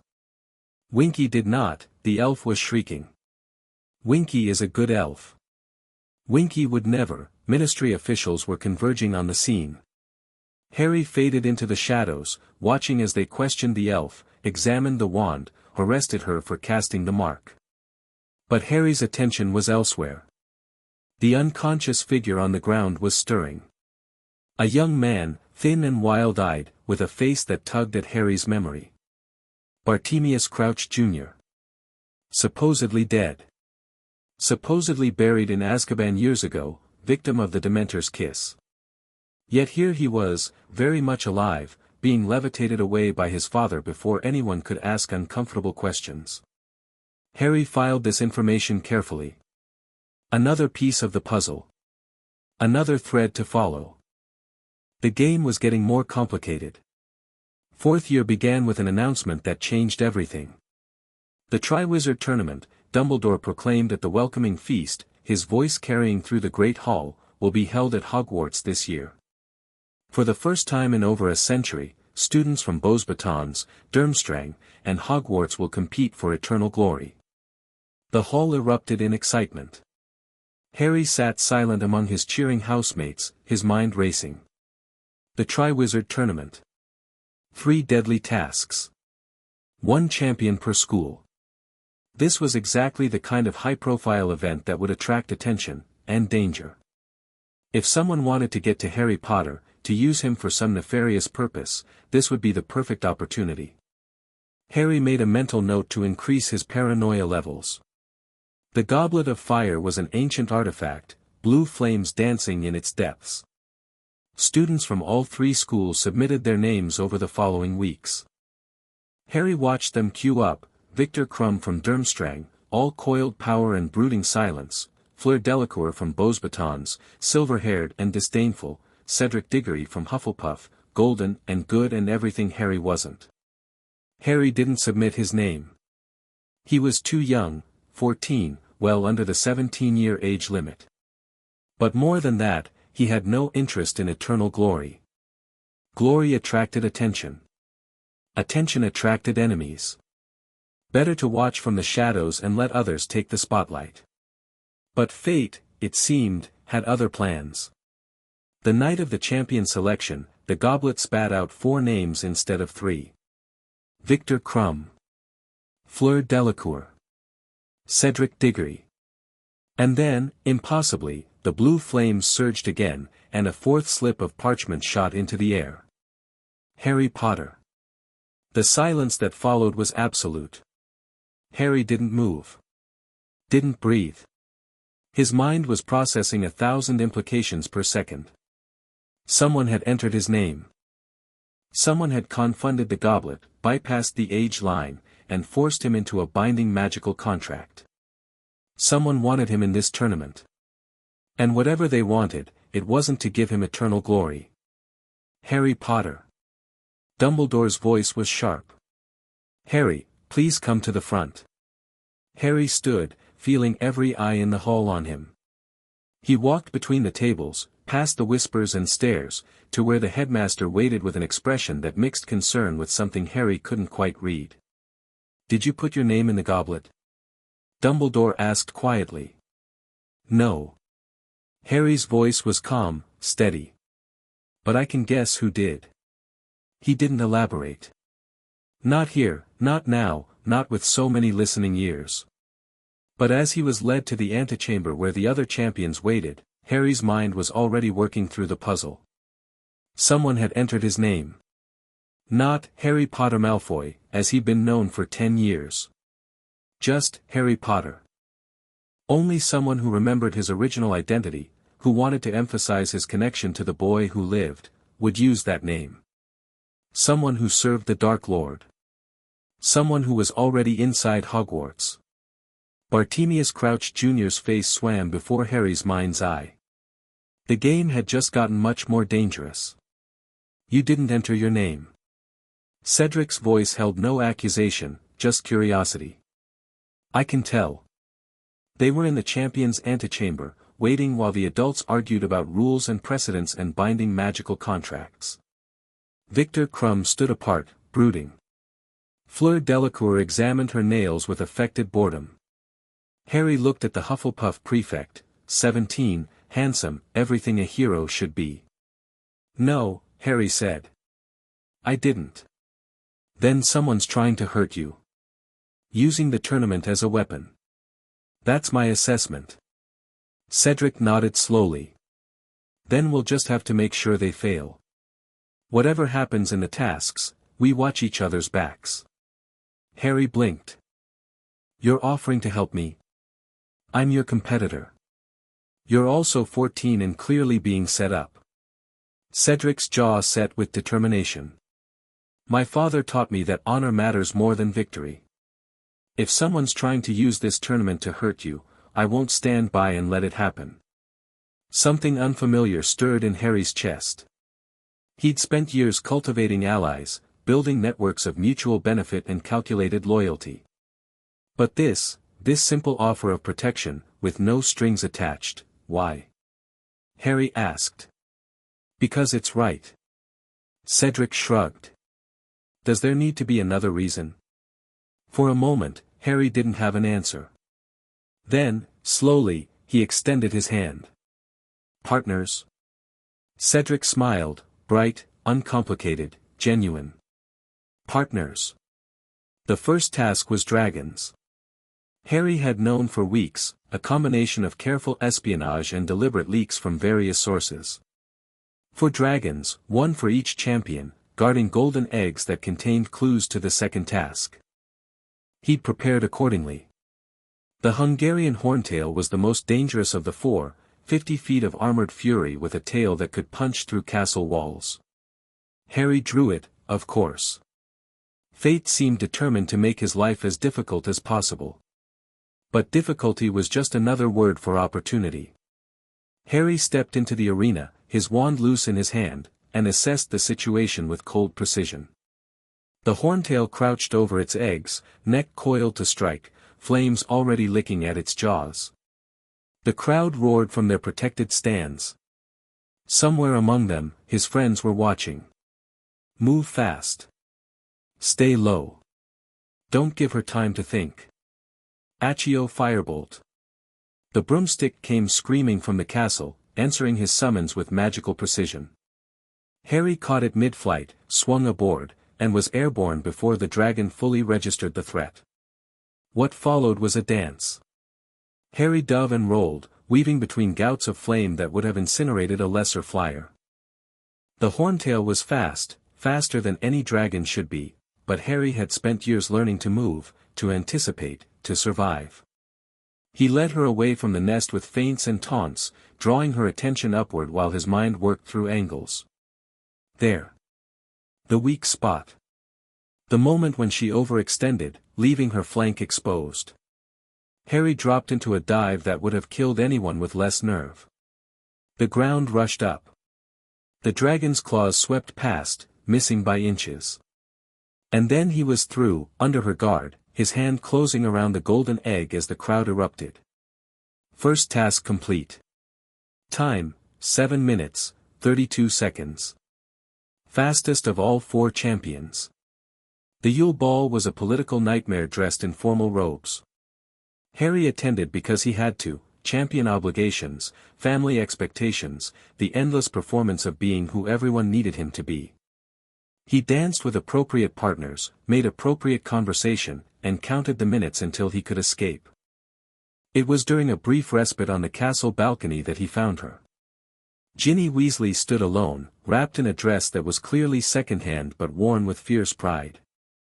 Her red hair caught the starlight, and her eyes, brown, blazing, unapologetically defiant, met his with a recognition that stopped Harry in his tracks. Potter Malfoy. Her voice was cool. Shouldn't you be inside, winning adoring admirers? Shouldn't you be inside, being adored? She snorted. I came with Neville. As friends. He's currently explaining the magical properties of dirigible plums to a very confused Beauxbatons girl. Sounds riveting. It really isn't. She turned to face him fully, and Harry was struck by how much she'd changed since that terrified girl in the chamber. Still small, still fierce, but now there was steel beneath the surface. I never thanked you properly, you know. For saving my life. No need. There's every need. Her voice hardened. You went into that chamber alone. Faced a basilisk. Nearly died. And you did it for a Weasley, a family your father hates. Lucius isn't my father. Not really. Ginny's eyes narrowed. No. Then who is? Someone who died before I could know him. But I'm told I have his eyes. The silence stretched between them. Then, unexpectedly, Ginny laughed. You're very strange, Harry Potter. Everyone says you're this perfect Slytherin prince, all calculation and careful moves. But that's not what I see. What do you see? Someone lonely. Her voice softened. Someone wearing so many masks they've forgotten their own face. The observation hit harder than Harry expected. He'd spent years building walls, perfecting personas, becoming whoever he needed to be. But this girl, this fierce, broken, twice-saved girl, looked right through all of it. We should dance, he said, surprising himself. Ginny's eyebrows rose. That's quite the pivot. I find I'm tired of appropriate partners. I'd rather spend my time with someone who sees through my masks. He extended his hand. Unless you'd rather hear about dirigible plums? For a moment, she just looked at him. Then a smile crossed her face, sharp and real and nothing like the practiced expressions Harry was used to seeing. One dance, she said. And then you explain why the boy who lived let the real traitor go free. Harry's blood ran cold. What, Scabbers? Her voice was barely a whisper. Ron's rat. He's still alive, isn't he? Still hiding. I saw your face when you handed him back, you knew exactly what you were doing. This girl. This impossible, observant, dangerous girl. One dance, Harry agreed. And then we'll talk. Their conversation lasted until dawn. Harry hadn't intended to tell her everything. But Ginny Weasley had a talent for extracting truth, not through manipulation, like a Slytherin, or through persistence, like a Gryffindor. She simply refused to accept lies, and somehow that refusal made lying impossible. So he told her. About the plan. About Pettigrew. About the war he was preparing for that no one else could see. You're building an army, she said when he finished. I'm building options. Same thing. She leaned against the balcony railing, watching the sun rise over the mountains. And where do I fit into this army of options? You don't. Not yet. Yet? Harry turned to face her. You're 13. Talented, yes, I've seen you in classes, you're better than most fifth years. But the people I work with, the things we're preparing for, it's dangerous. I won't put you in that position without your full understanding and consent. Noble of you. Strategic. Harry shrugged. Allies who don't understand what they're signing up for make poor allies. They break at the wrong moment, reveal secrets under pressure, hesitate when action is needed. So when I'm old enough to understand what I'm signing up for, then we'll talk again. Harry met her eyes. If you're still interested. Ginny held his gaze for a long moment. Then she nodded. I'll hold you to that, Harry Potter. The second task was the lake. Mere people, riddles, and hostages, Harry solved it with characteristic efficiency. Hermione had been taken, held in the depths by magical chains. Harry retrieved her in 30 minutes, earning second place behind Cedric and well ahead of Crumb and Fleur. But the task itself wasn't what mattered. What mattered was the pattern Harry was seeing. The tasks were dangerous, yes, but they were also tests. Someone was evaluating him, watching how he thought, how he fought, how he reacted under pressure. Someone was preparing him for something. Harry redoubled his investigation of Barty Crouch Jr. The imposter was good. Moody, because whoever was wearing the Exorer's face had his mannerisms down perfectly, taught defense with a competence that rivaled Lupin's. His lessons were dark, practical, focused on survival above all else. Harry learned everything the imposter taught while simultaneously documenting the tells that revealed the deception. The magical eye that lingered on Harry too long. The flask that Moody drank from every hour, regular as clockwork. The way the imposter's face sometimes flickered, as if the polyjuice was fighting its constraints. By February, Harry was certain. By March, he had a plan. By April, he was ready. The confrontation happened in Moody's office, the night before the third task. Harry had come alone, ostensibly to discuss strategy for the final challenge. The imposter welcomed him with Moody's characteristic paranoia, sweeping the room for listening devices before closing the door. Constant vigilance, the fake Auror growled. Even here. You can never be too careful. Indeed. Harry took the offered seat, his wand concealed but ready. Speaking of which, when's your next dose due? The imposter froze. Polyjuice potion, Harry continued conversationally. Has to be taken every hour or the transformation fails. Inconvenient, I imagine. All those bathroom breaks. All those carefully timed flasks. Potter, what are you? I'm saying that I know who you are, Barty. Harry let the name hang in the air. I've known for months. The question is, what do I do about it? The office was very quiet. Then Moody laughed, a different laugh than the real Aurors, higher and slightly mad. Clever boy. The voice shifted, losing Moody's gravel. I wondered if you'd figure it out. The Dark Lord said you were smart, said you were wasted on Dumbledore's side. I'm not on Dumbledore's side. No. Crouch's grin was predatory. Then whose side are you on? My own. Harry stood, his wand appearing in his hand with practiced speed. Here's what's going to happen. You're going to tell me everything, what the Dark Lord is planning, what the third task is supposed to accomplish, what happens after I touch whatever portkey you've prepared.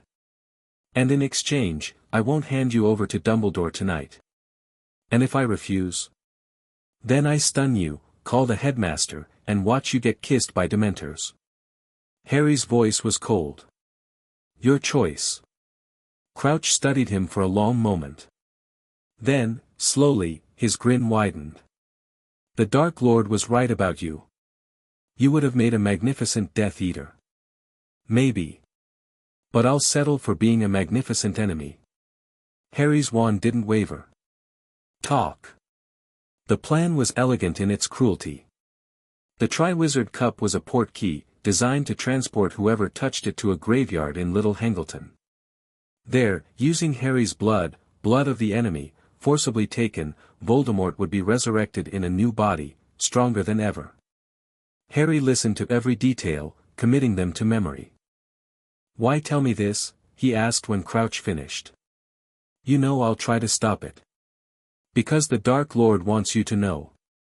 Crouch's eyes glittered. He wants you to understand that you can't stop it. That whatever you do, whatever precautions you take, he'll rise again. And when he does, you'll have a choice to make. What choice? Join him. Take your proper place at his side. Crouch leaned forward. The Dark Lord doesn't want to kill you, Potter. He wants to recruit you. All of this, the tournament, the tasks, the careful cultivation, it's a job interview. Harry's blood ran cold, but his expression didn't change. I'll consider the offer, he said flatly.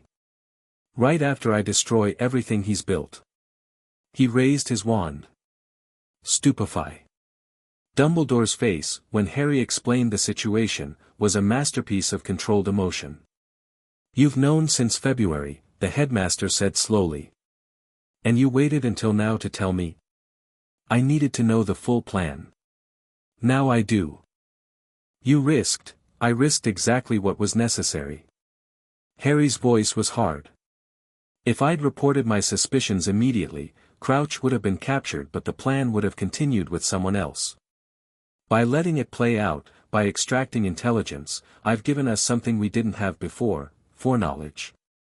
Dumbledore was quiet for a long moment. Then, surprisingly, he nodded. What do you propose? We proceed as if nothing has changed. I compete in the third task, touch the cup, get transported to the graveyard. Harry met the headmaster's eyes. But instead of being alone, I'll have backup. Hidden, ready to strike when Voldemort appears. You intend to ambush the Dark Lord at his own resurrection. I intend to end this before it begins. Harry's voice was cold. Voldemort in his spirit form is vulnerable.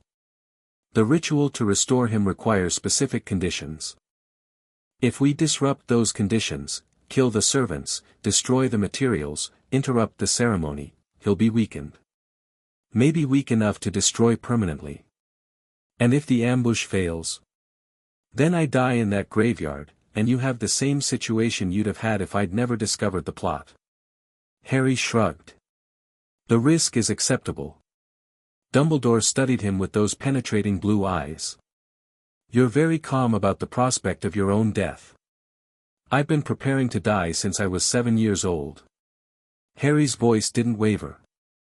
This is just the first time I've had a chance to make it count. The third task was a maze. Harry entered it knowing exactly what waited at the center. The cup. The portkey. The resurrection of evil. He moved through the challenges with efficient brutality, Sphinx riddles, monster encounters, the occasional ambush from competitors who didn't understand the real game being played. Cedric was close behind him, they'd agreed to reach the cup together, to face whatever came as allies. The center of the maze opened before them, the Triwizard Cup gleaming on its pedestal. Together, Cedric said, his hand extended. Together, Harry agreed. They reached for the cup. And the world turned inside out. The graveyard was exactly as Crouch had described. Crumbling headstones, dead grass, a massive cauldron bubbling over magical flames. And standing before them, wand raised, was Peter Pettigrew, escaped from whatever prison Harry had been keeping him in, his rat face twisted with fear and triumph. The Dark Lord rises tonight, Pettigrew squeaked. And you're just in time to witness it. Cedric, down. Harry tackled the older boy as green light flashed overhead. They hit the ground rolling, wands up, as chaos erupted around them. The ambush team operate in, Sirius, Lupin, a handful of Order members Harry had personally vetted. Curses flew. Pettigrew screamed. The cauldron exploded, showering the graveyard with boiling potion and ruining the ritual beyond recovery. No. The scream came from somewhere, a high, terrible voice that Harry recognized from his nightmares. No, the ritual, Voldemort's spirit form fled from Pettigrew's body, a shapeless darkness that howled with frustrated rage. But without a body, without the ritual, without Pettigrew's servitude, it was just a ghost. A memory. A shadow of the terror it had once been. Harry raised his wand at the fleeing darkness. Exorcismus te, he whispered, the ancient banishing spell he'd learned from the Black family library. Omnis immundus spiritus. The spirit screamed, a sound that would haunt Harry's dreams for years to come, and then it was gone, banished to the edges of reality, to the same limbo it had occupied for 13 years. Defeated, but not destroyed. The Horcruxes remained. The aftermath was chaos. Pettigrew, captured and bound, finally faced the justice Harry had denied him a year ago. The world learned the truth about that Halloween night, about the betrayal, the frame job, the innocent man who'd spent 12 years in hell.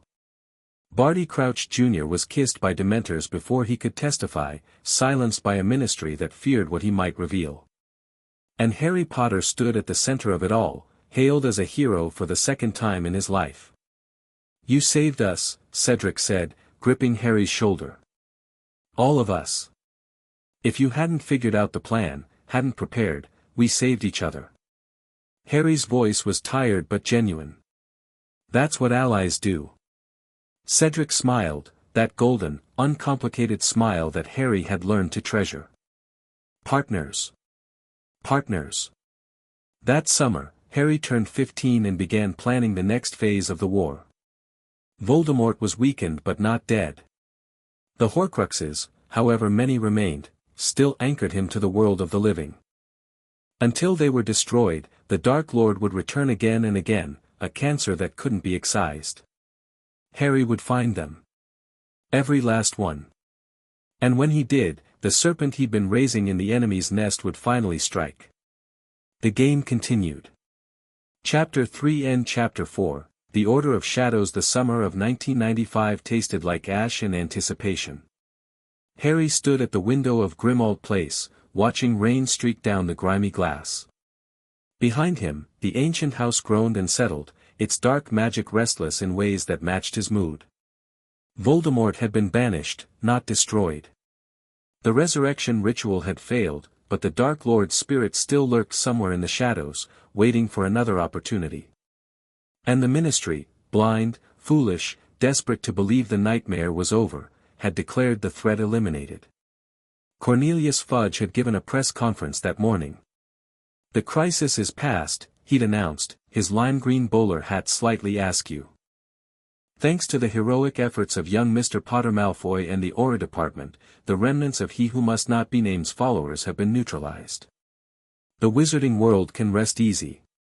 Harry had watched the broadcast through a modified mirror, his expression carefully blank. Rest easy. As if evil could be defeated with a single ambush. As if a Dark Lord who'd split his soul into fragments could be banished with one spell.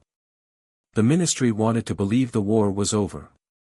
Harry knew it had barely begun. "You're brooding again." Sirius's voice cut through Harry's thoughts. His godfather stood in the doorway, looking healthier than he had in years, still thin, still haunted, but with color returning to his cheeks and purpose returning to his eyes. "I'm strategizing," Harry corrected. "There's a difference." "Is there?" Sirius crossed to join him at the window. "Because from where I'm standing, they look remarkably similar. Lots of staring. Lots of silence. Occasional muttering about Horcruxes." Harry's jaw tightened. "The Horcruxes are the key. Without them, Voldemort is just a spirit, dangerous but containable. With them, he's immortal.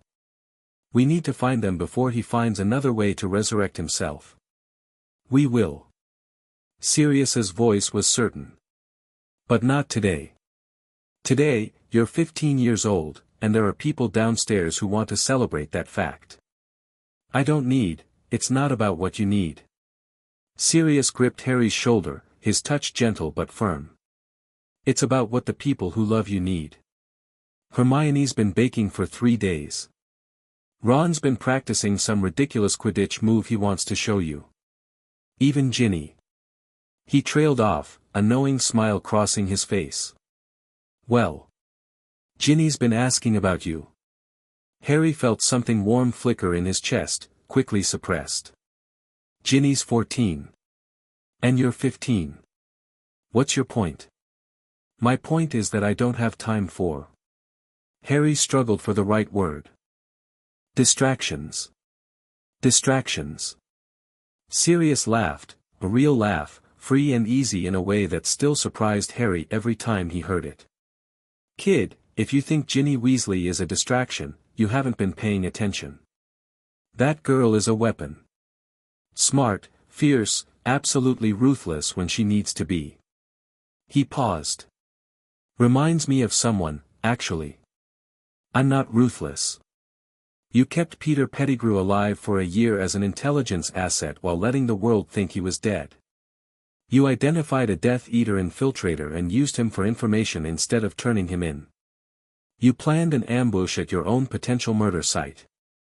Sirius's voice softened. "Harry, you're the most ruthless person I know. And I say that with complete admiration." Harry didn't respond. There was nothing to say. "Come downstairs," Sirius said finally. "Eat some cake. Let your friends remind you that you're human. The Horcruxes will still be there tomorrow." After a long moment, Harry nodded. 1 hour. I'll take it." The birthday celebration was simultaneously awkward and wonderful. Hermione had indeed been baking, an elaborate chocolate cake that defied the laws of physics and possibly several magical statutes. Ron demonstrated his Quidditch move, which ended with him crashing into a bookshelf and bringing down 3 generations of Black family histories. The Weasley twins unveiled a prototype product that made everyone's hair turn different colors for exactly 17 minutes. And Ginny. Ginny sat across from Harry, watching him with those knowing brown eyes, and didn't say a word about wars or Horcruxes or the darkness he carried. Instead, she told him about her summer. About helping her mother degnome the garden. About the Quidditch matches she'd played with her brothers. About the book she'd found in a Muggle shop, a fantasy novel about a boy wizard, of all things, that she'd read 3 times because it made her laugh. Normal things. Human things. Harry found himself listening, actually listening, for the first time in longer than he could remember. "You're staring," Ginny said eventually. "You're interesting." "That's not a compliment. It's the truth." Harry leaned forward slightly. "Everyone else in this room wants something from me. Information, leadership, the boy who lives blessing on their plans. But you just want to talk about gnomes and Quidditch. And books," Ginny added. "Don't forget the books. And books." Harry smiled, a real smile, small but genuine. "It's restful." Something shifted in Ginny's expression. Softer, warmer, but with an edge of challenge that Harry was beginning to recognize as essentially her. "Don't get used to it," she said. "I have plans for you, Harry Potter.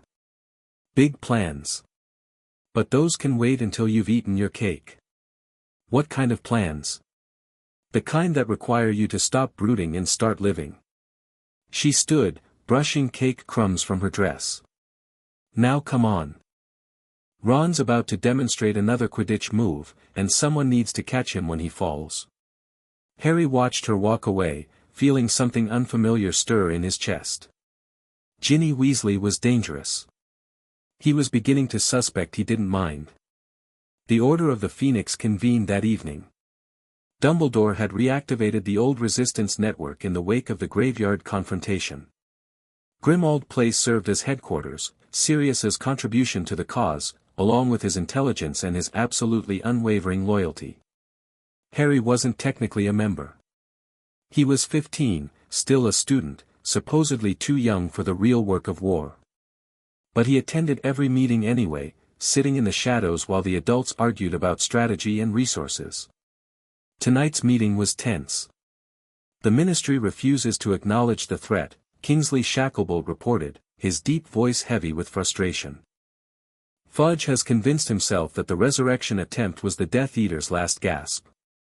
He's actively suppressing any evidence to the contrary. Then we work around the Ministry." Alastair Moody, the real Moody, recovered from his imprisonment, stumped forward on his wooden leg. "Wouldn't be the first time. We built the Order without Ministry support before. The Order was founded to fight an active war," Minerva McGonagall countered. "We had a clear enemy, clear targets. Now we're fighting shadows. Rumors. Possibilities. We're fighting time," Harry said quietly.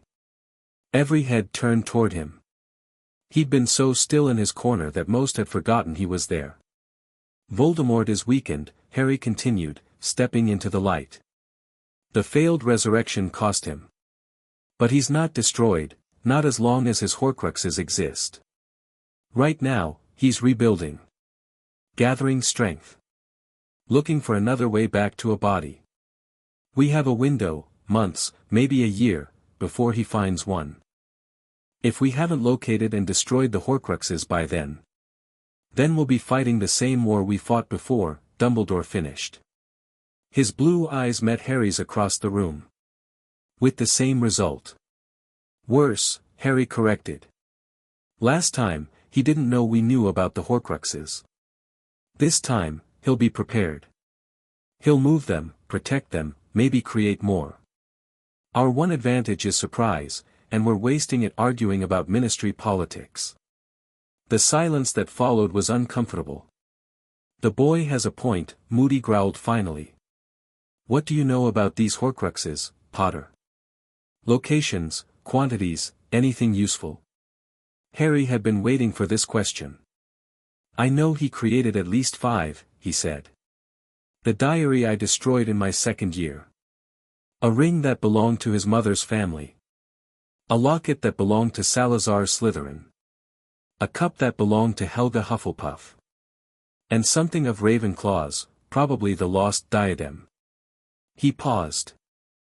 I believe there may be a 6th, but I'm still researching. How do you know all this?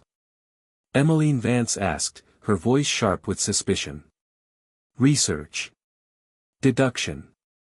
A year of interrogating Peter Pettigrew before I turned him over to the ministry. Harry's voice was flat. I've been preparing for this war since I was 11 years old. Did you think I was just doing homework? Another uncomfortable silence. The ring, Dumbledore said slowly. You mentioned a ring. Do you know where it is? I know where it was. Harry met the headmaster's eyes. The Gaunt Shack, in Little Hangleton. Voldemort hid it there years ago, in the ruins of his mother's family home. You're certain? I'm certain it was there. Whether it still is. Harry shrugged. There's only one way to find out. The expedition to Little Hangleton happened 3 nights later. Harry insisted on going, despite Dumbledore's objections. The Horcruxes are my responsibility, he argued. I'm the one who has to destroy Voldemort in the end. I need to understand these objects, how they work, how they feel, how they die. In the end, Dumbledore relented. Perhaps he saw the futility of arguing with Harry's particular brand of determination. Perhaps he simply recognized that Harry had earned the right to face this darkness. They apparat to the outskirts of the village under cover of night. The Gaunt Shack loomed before them, a ruin of rotting wood and collapsed stone, surrounded by dead trees that seemed to lean toward it with hungry anticipation. Dark magic, Dumbledore murmured. Very old. Very strong. He warded this place extensively. Then we go carefully. Harry drew his wand. What do your instincts tell you? That this place wants to kill us. Dumbledore's voice held no fear, only assessment. And that whatever protects the ring will be sophisticated.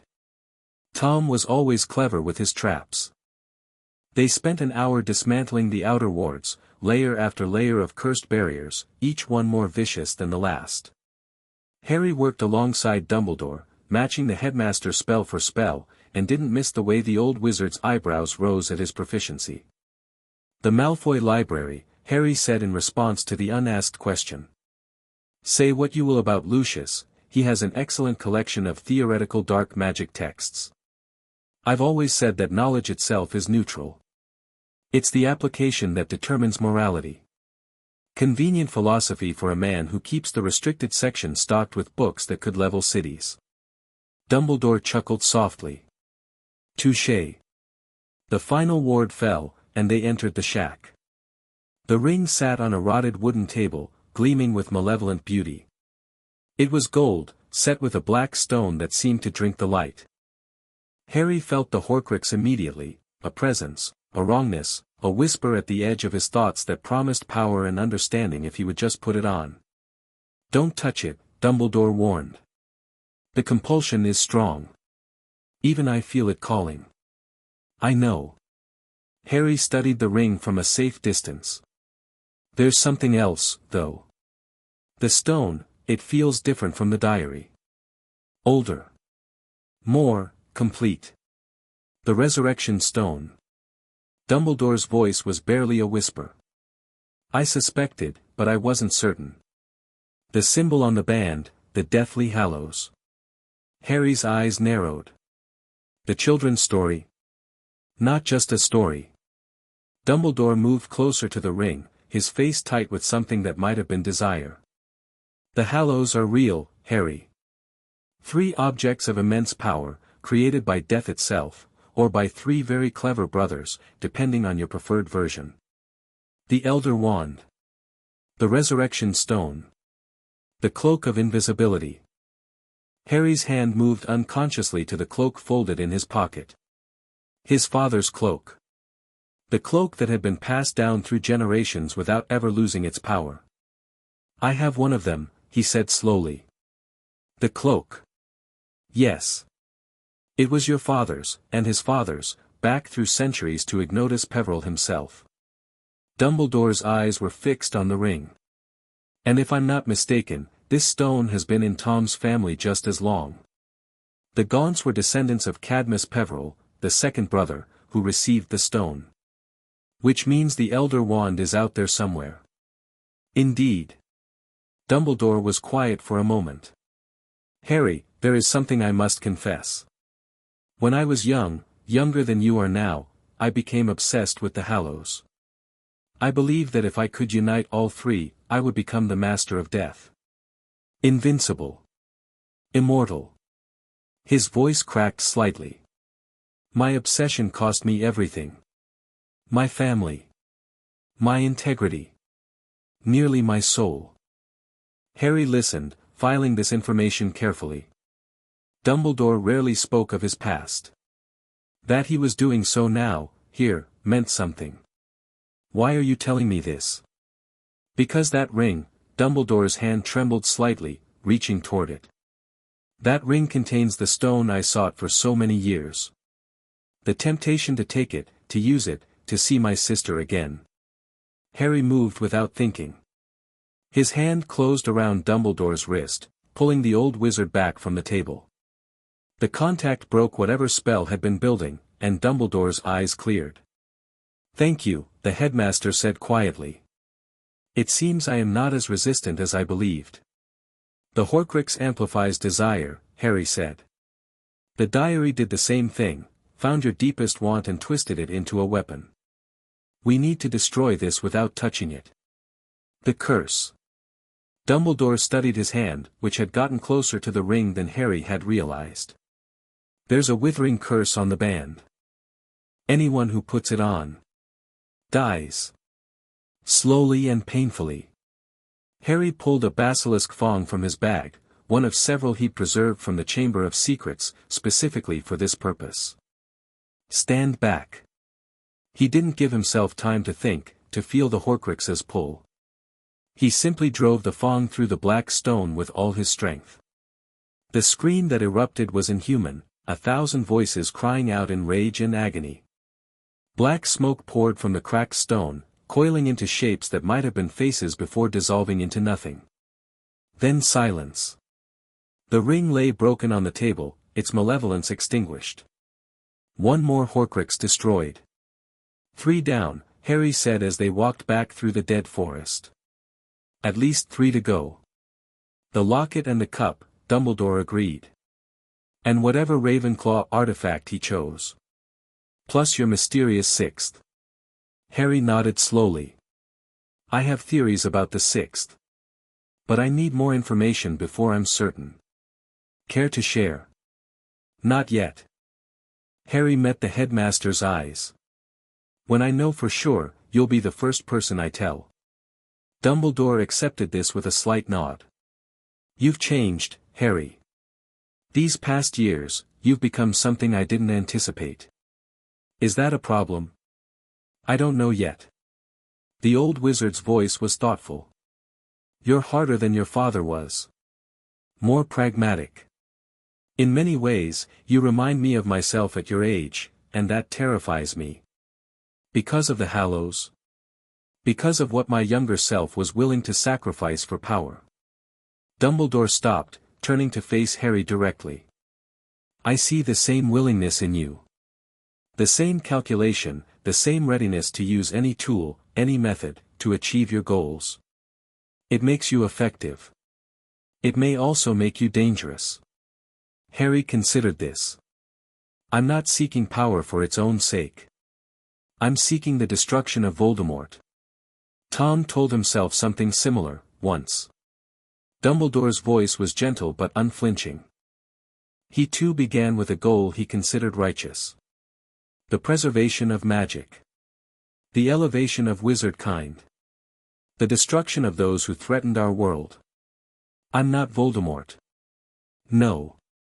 You're not. But you could become something just as dangerous, if you're not careful. Dumbledore placed a hand on Harry's shoulder. "Promise me something, Harry. Promise me that when this war is over, when Tom is truly dead and the Horcruxes are destroyed, you'll let yourself be human again. That you won't become so consumed by the weapon you've made yourself that you forget how to be anything else." Harry thought of Ginny, waiting at Grimmauld Place. Of Ron and Hermione, loyal despite everything. Of the birthday celebration he'd resented but secretly treasured. "I'll try," he said. It wasn't a promise. But it was what he could offer. Fifth year at Hogwarts brought a new threat, Dolores Umbridge. The Ministry, determined to control the narrative around Voldemort's return, or lack thereof, had installed their own defense against the dark arts teacher. Umbridge was pink, poisonous, and possessed of a cruelty that made Harry's skin crawl. She was also politically untouchable, protected by Fudge's paranoia and the Ministry's institutional inertia. "We won't be using magic in this class," she announced on the first day, her voice sweet as arsenic. "There's no need for it. The Ministry's position is that theoretical knowledge is sufficient for your OWLs."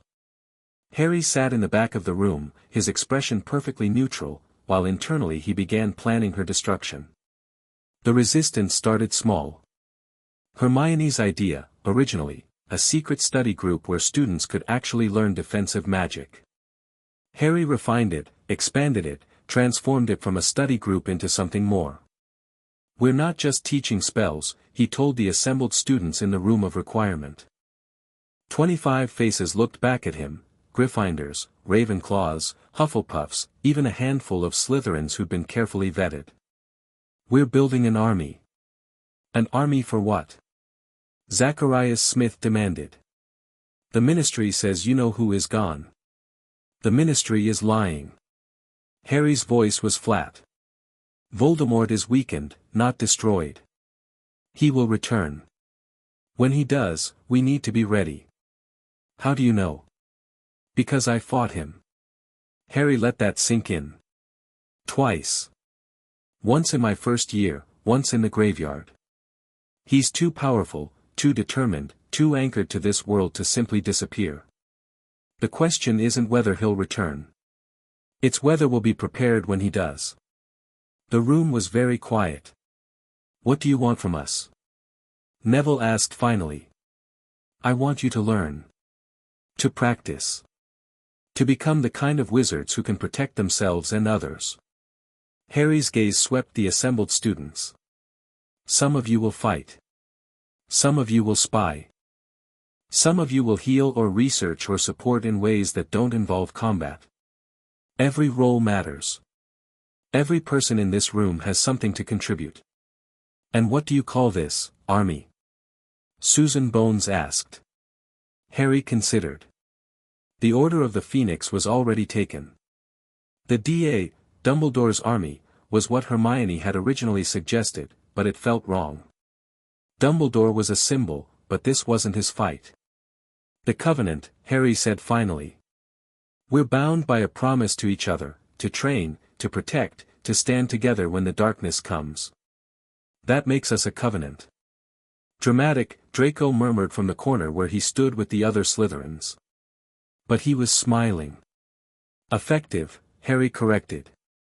"Now let's begin." The covenant grew faster than Harry had anticipated. By October, they had 50 members. By December, nearly 100. Students from all four houses, united by shared purpose and the increasingly obvious threat that the Ministry refused to acknowledge. Harry ran the organization like a military operation. Training sessions 3 times a week. Intelligence cells that monitored Umbridge's movements and the Ministry's latest propaganda. Secure communication through enchanted coins that Hermione designed and Harry refined. The Inquisitorial Squad, Umbridge student enforcers, never managed to infiltrate.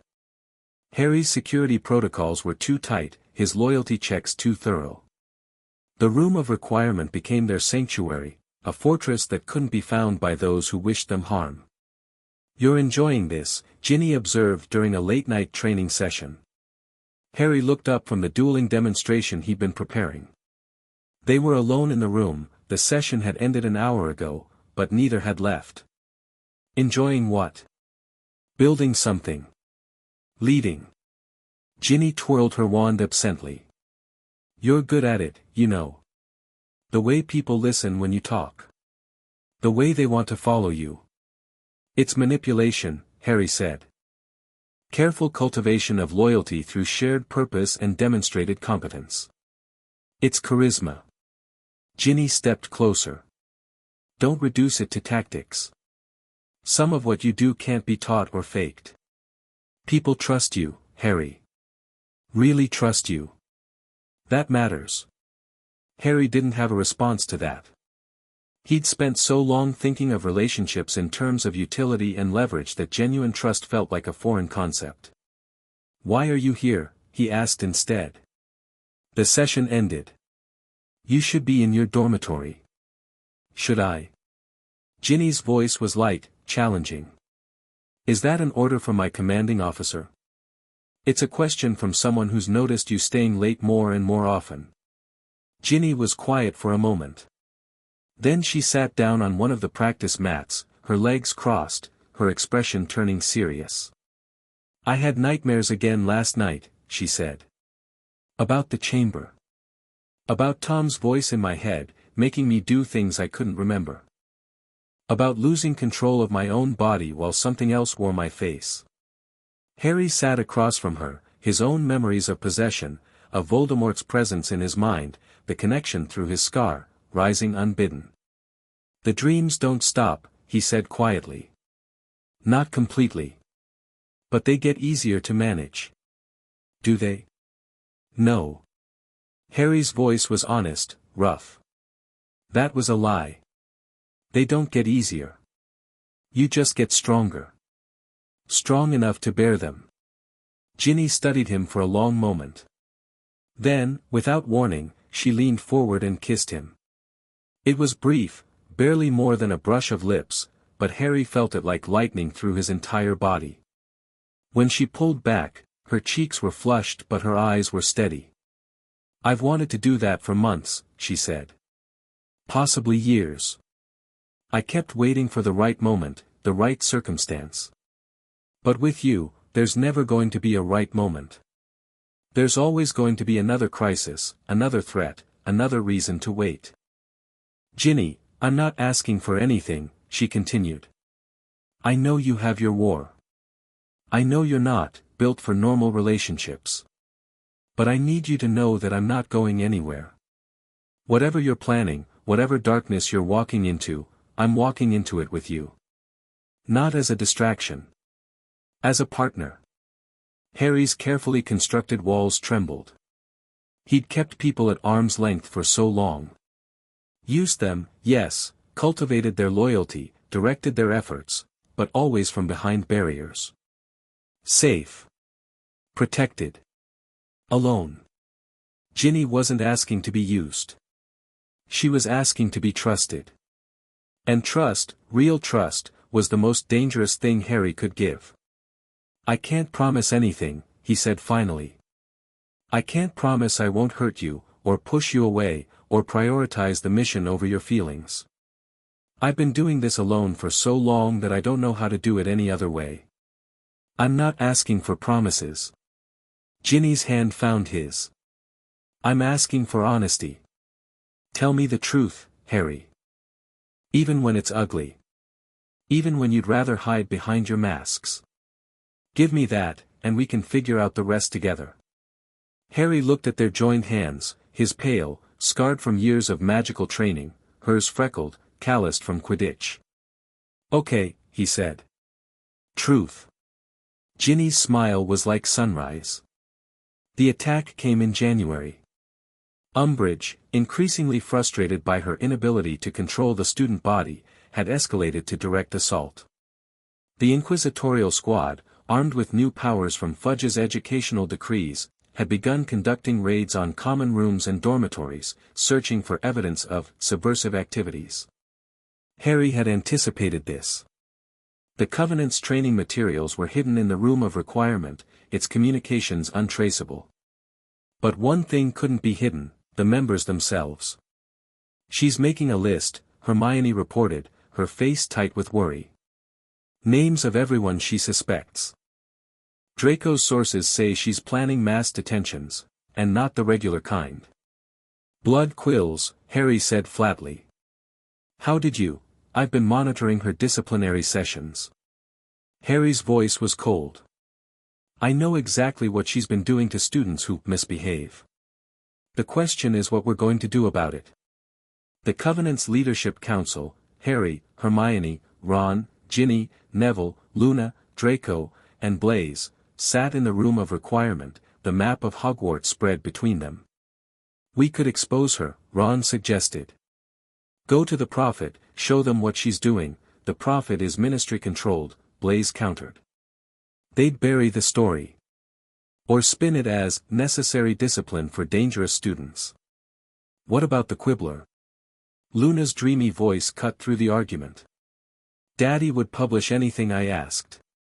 And people are starting to read it more, since the Prophet's been so obviously biased. It's not enough, Harry said. Even if we expose her, Fudge will protect her.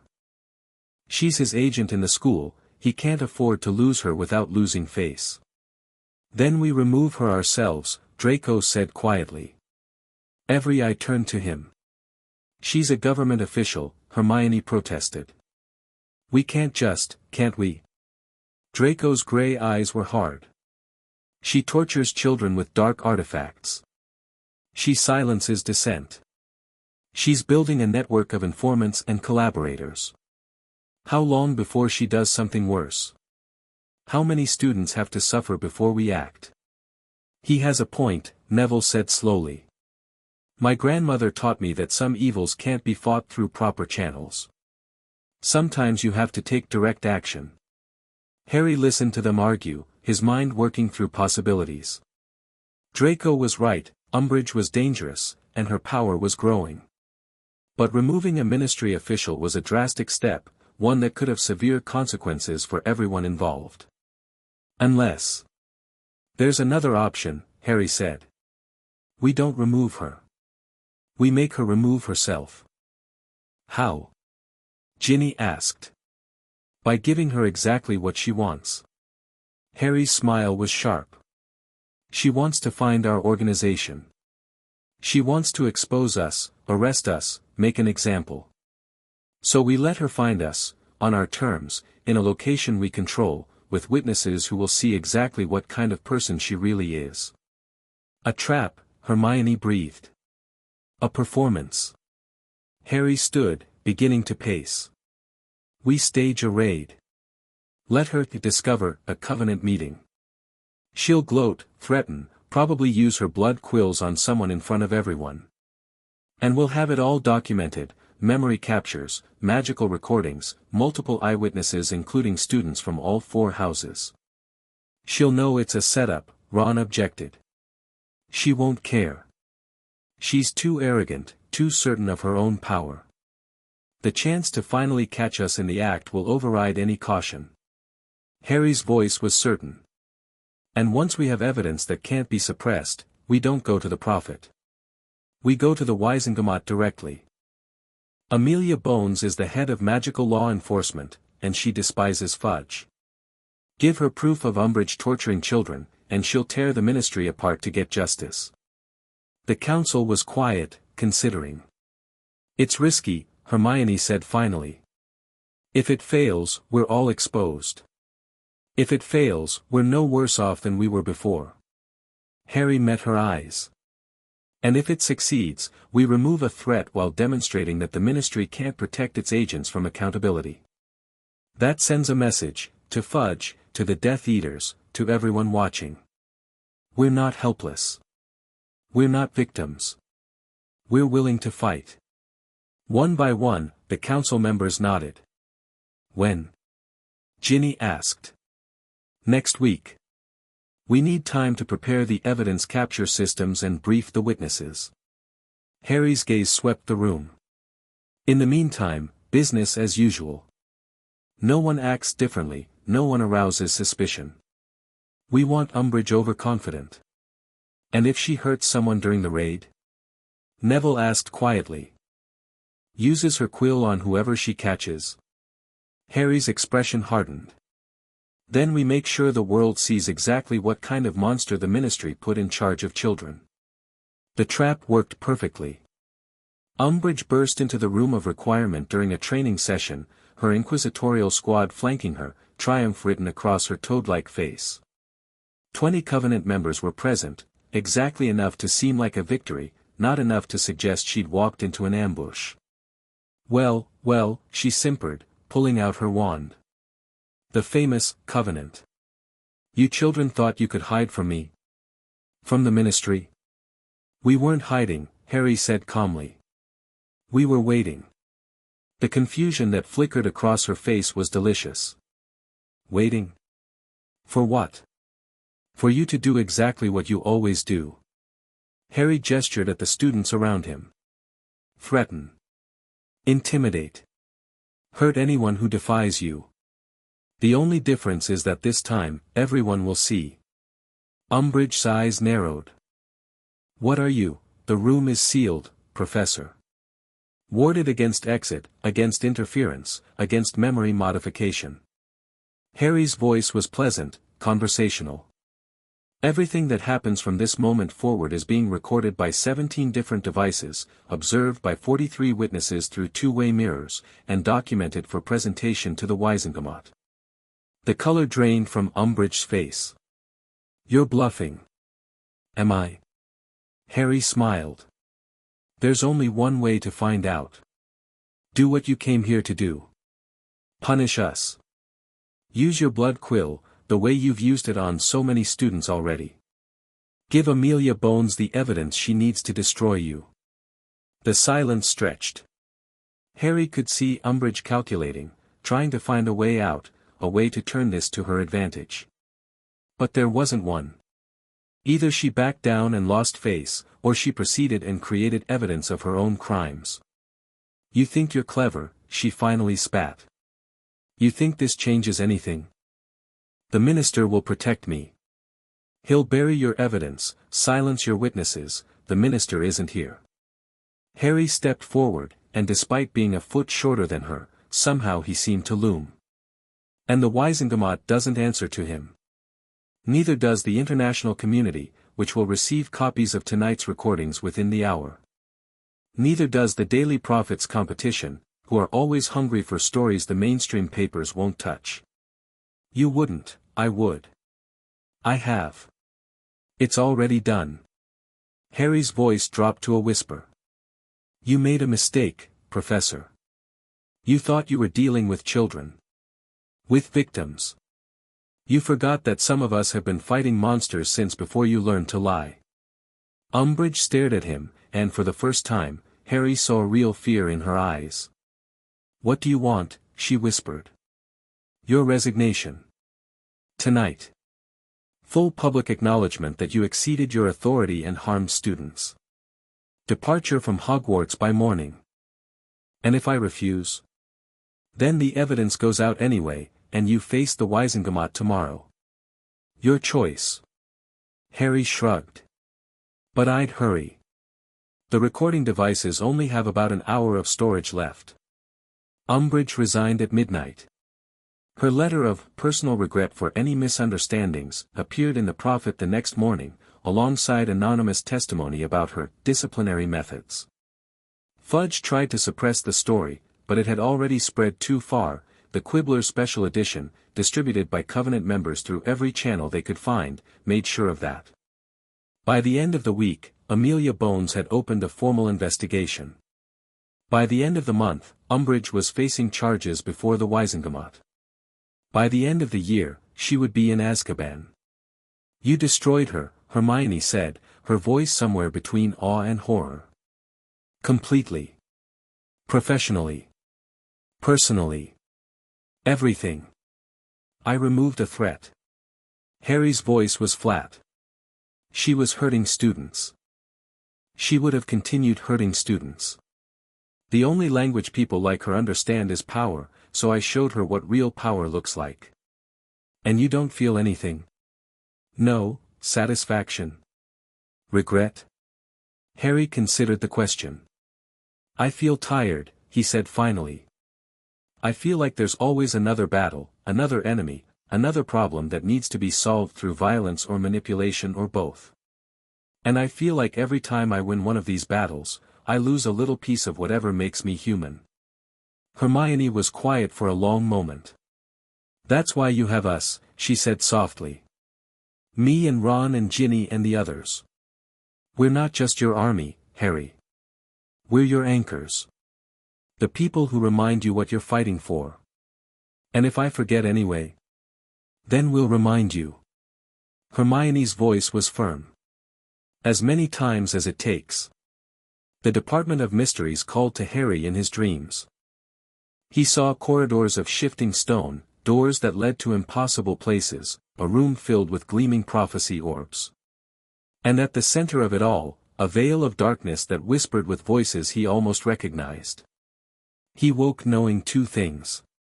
First, Voldemort was hunting something in the Ministry.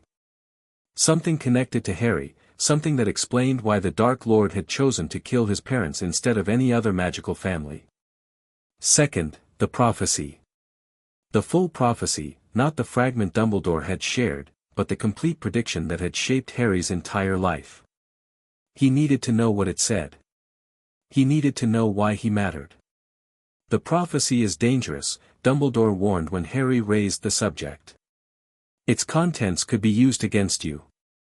Against us all. Its contents are already being used against me. Harry's voice was hard. Voldemort targeted my family because of this prophecy.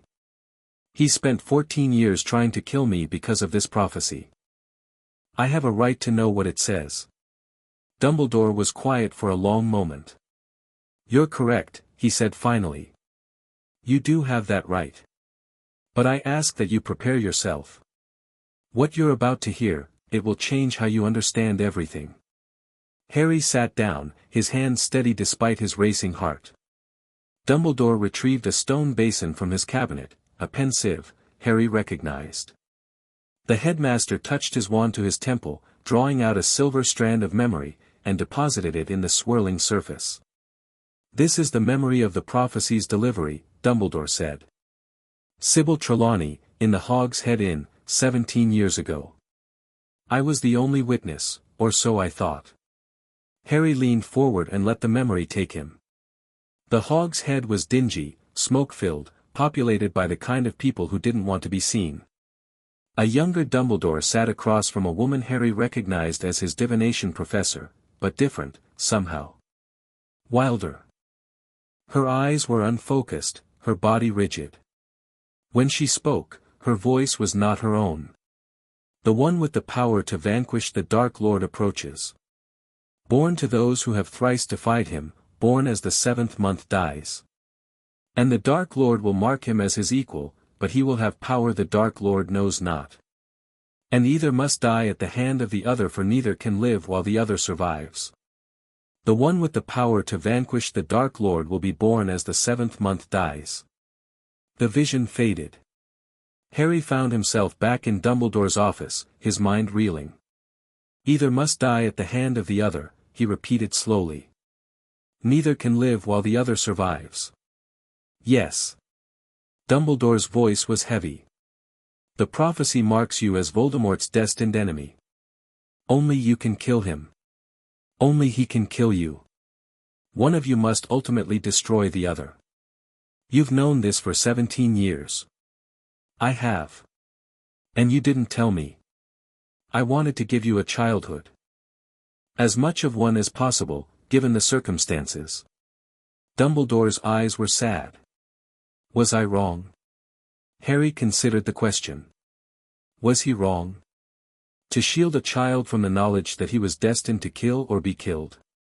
To allow Harry some years of normalcy before the full weight of prophecy crashed down on him. No, Harry said finally.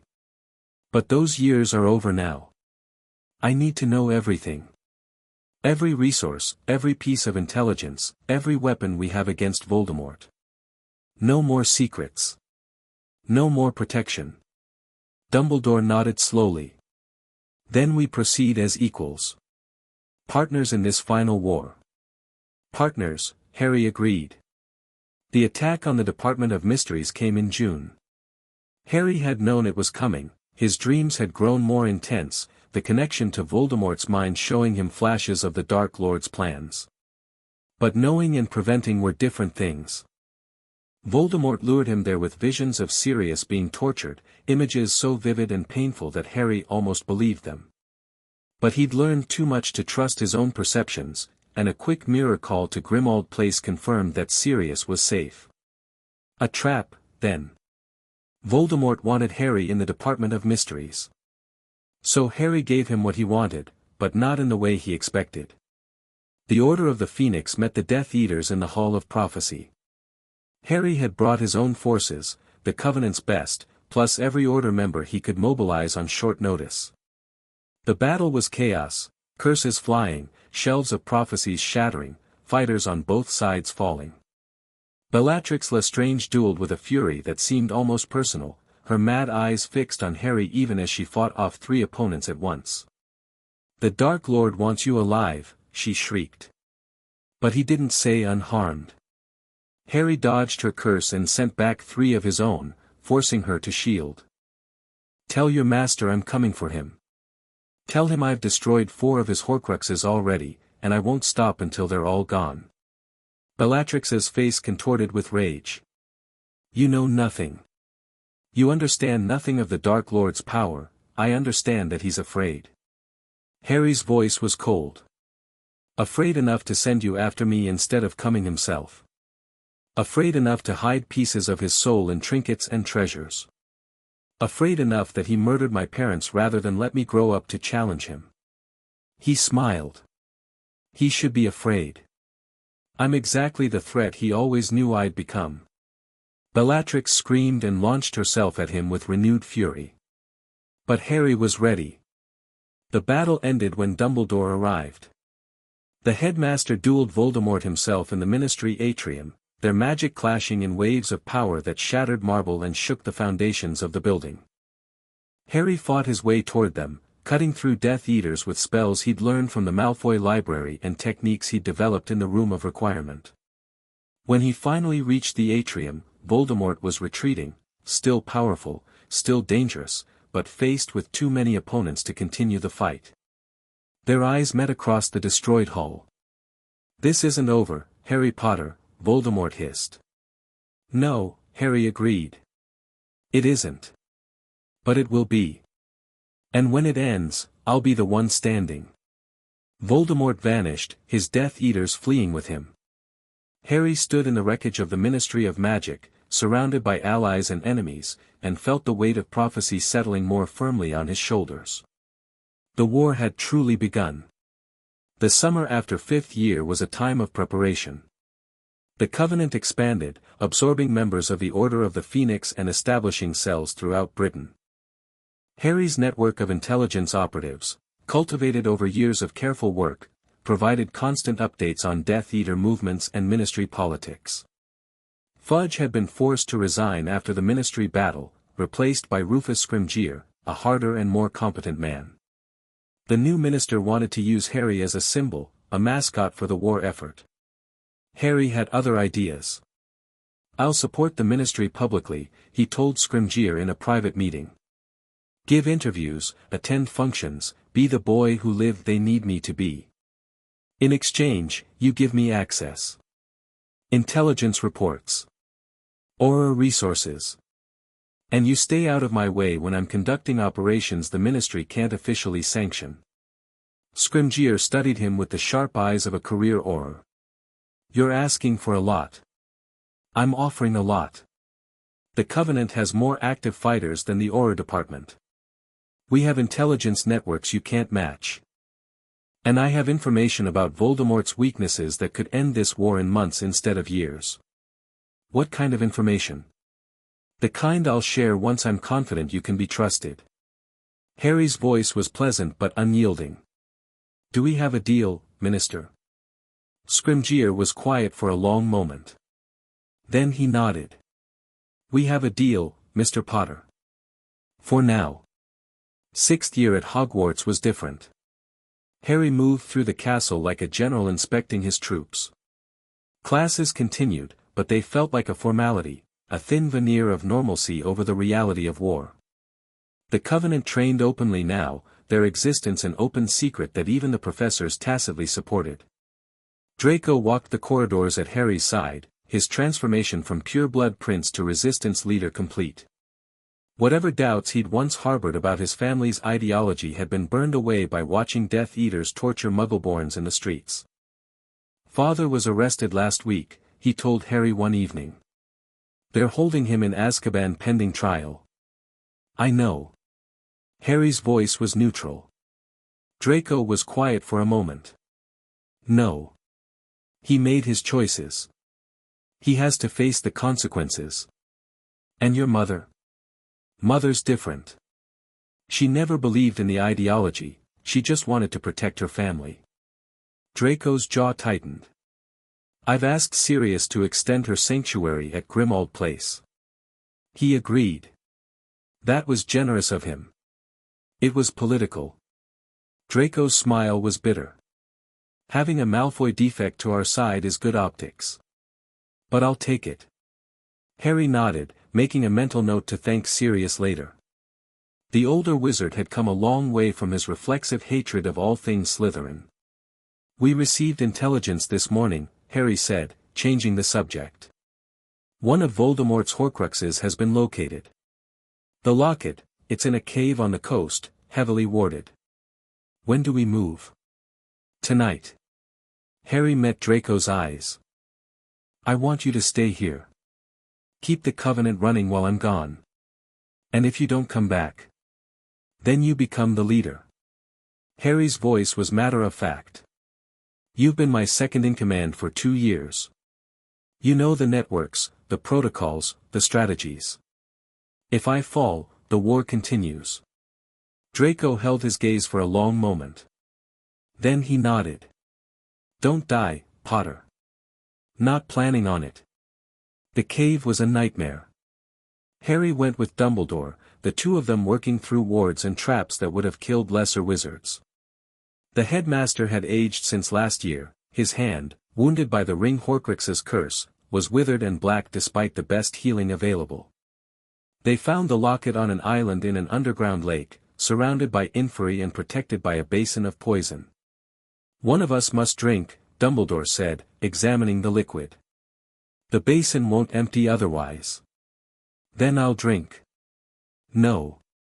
Dumbledore's voice was firm. "You are too important to risk. The prophecy says I'm the one who has to kill Voldemort.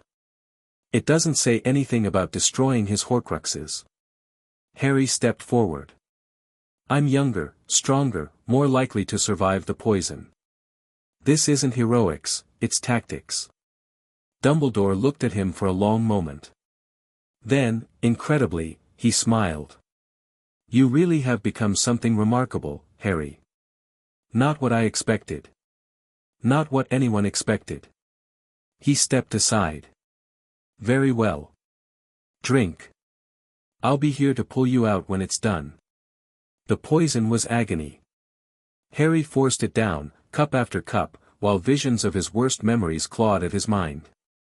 The cupboard under the stairs. Cedric's dead eyes. Sirius falling through the veil that didn't exist yet but somehow Harry remembered. Ginny's body in the chamber, cold and still. He drank until the basin was empty and the locket lay in his hand. Then he collapsed. Dumbledore carried him out of the cave, fighting through the inferi with fire and fury.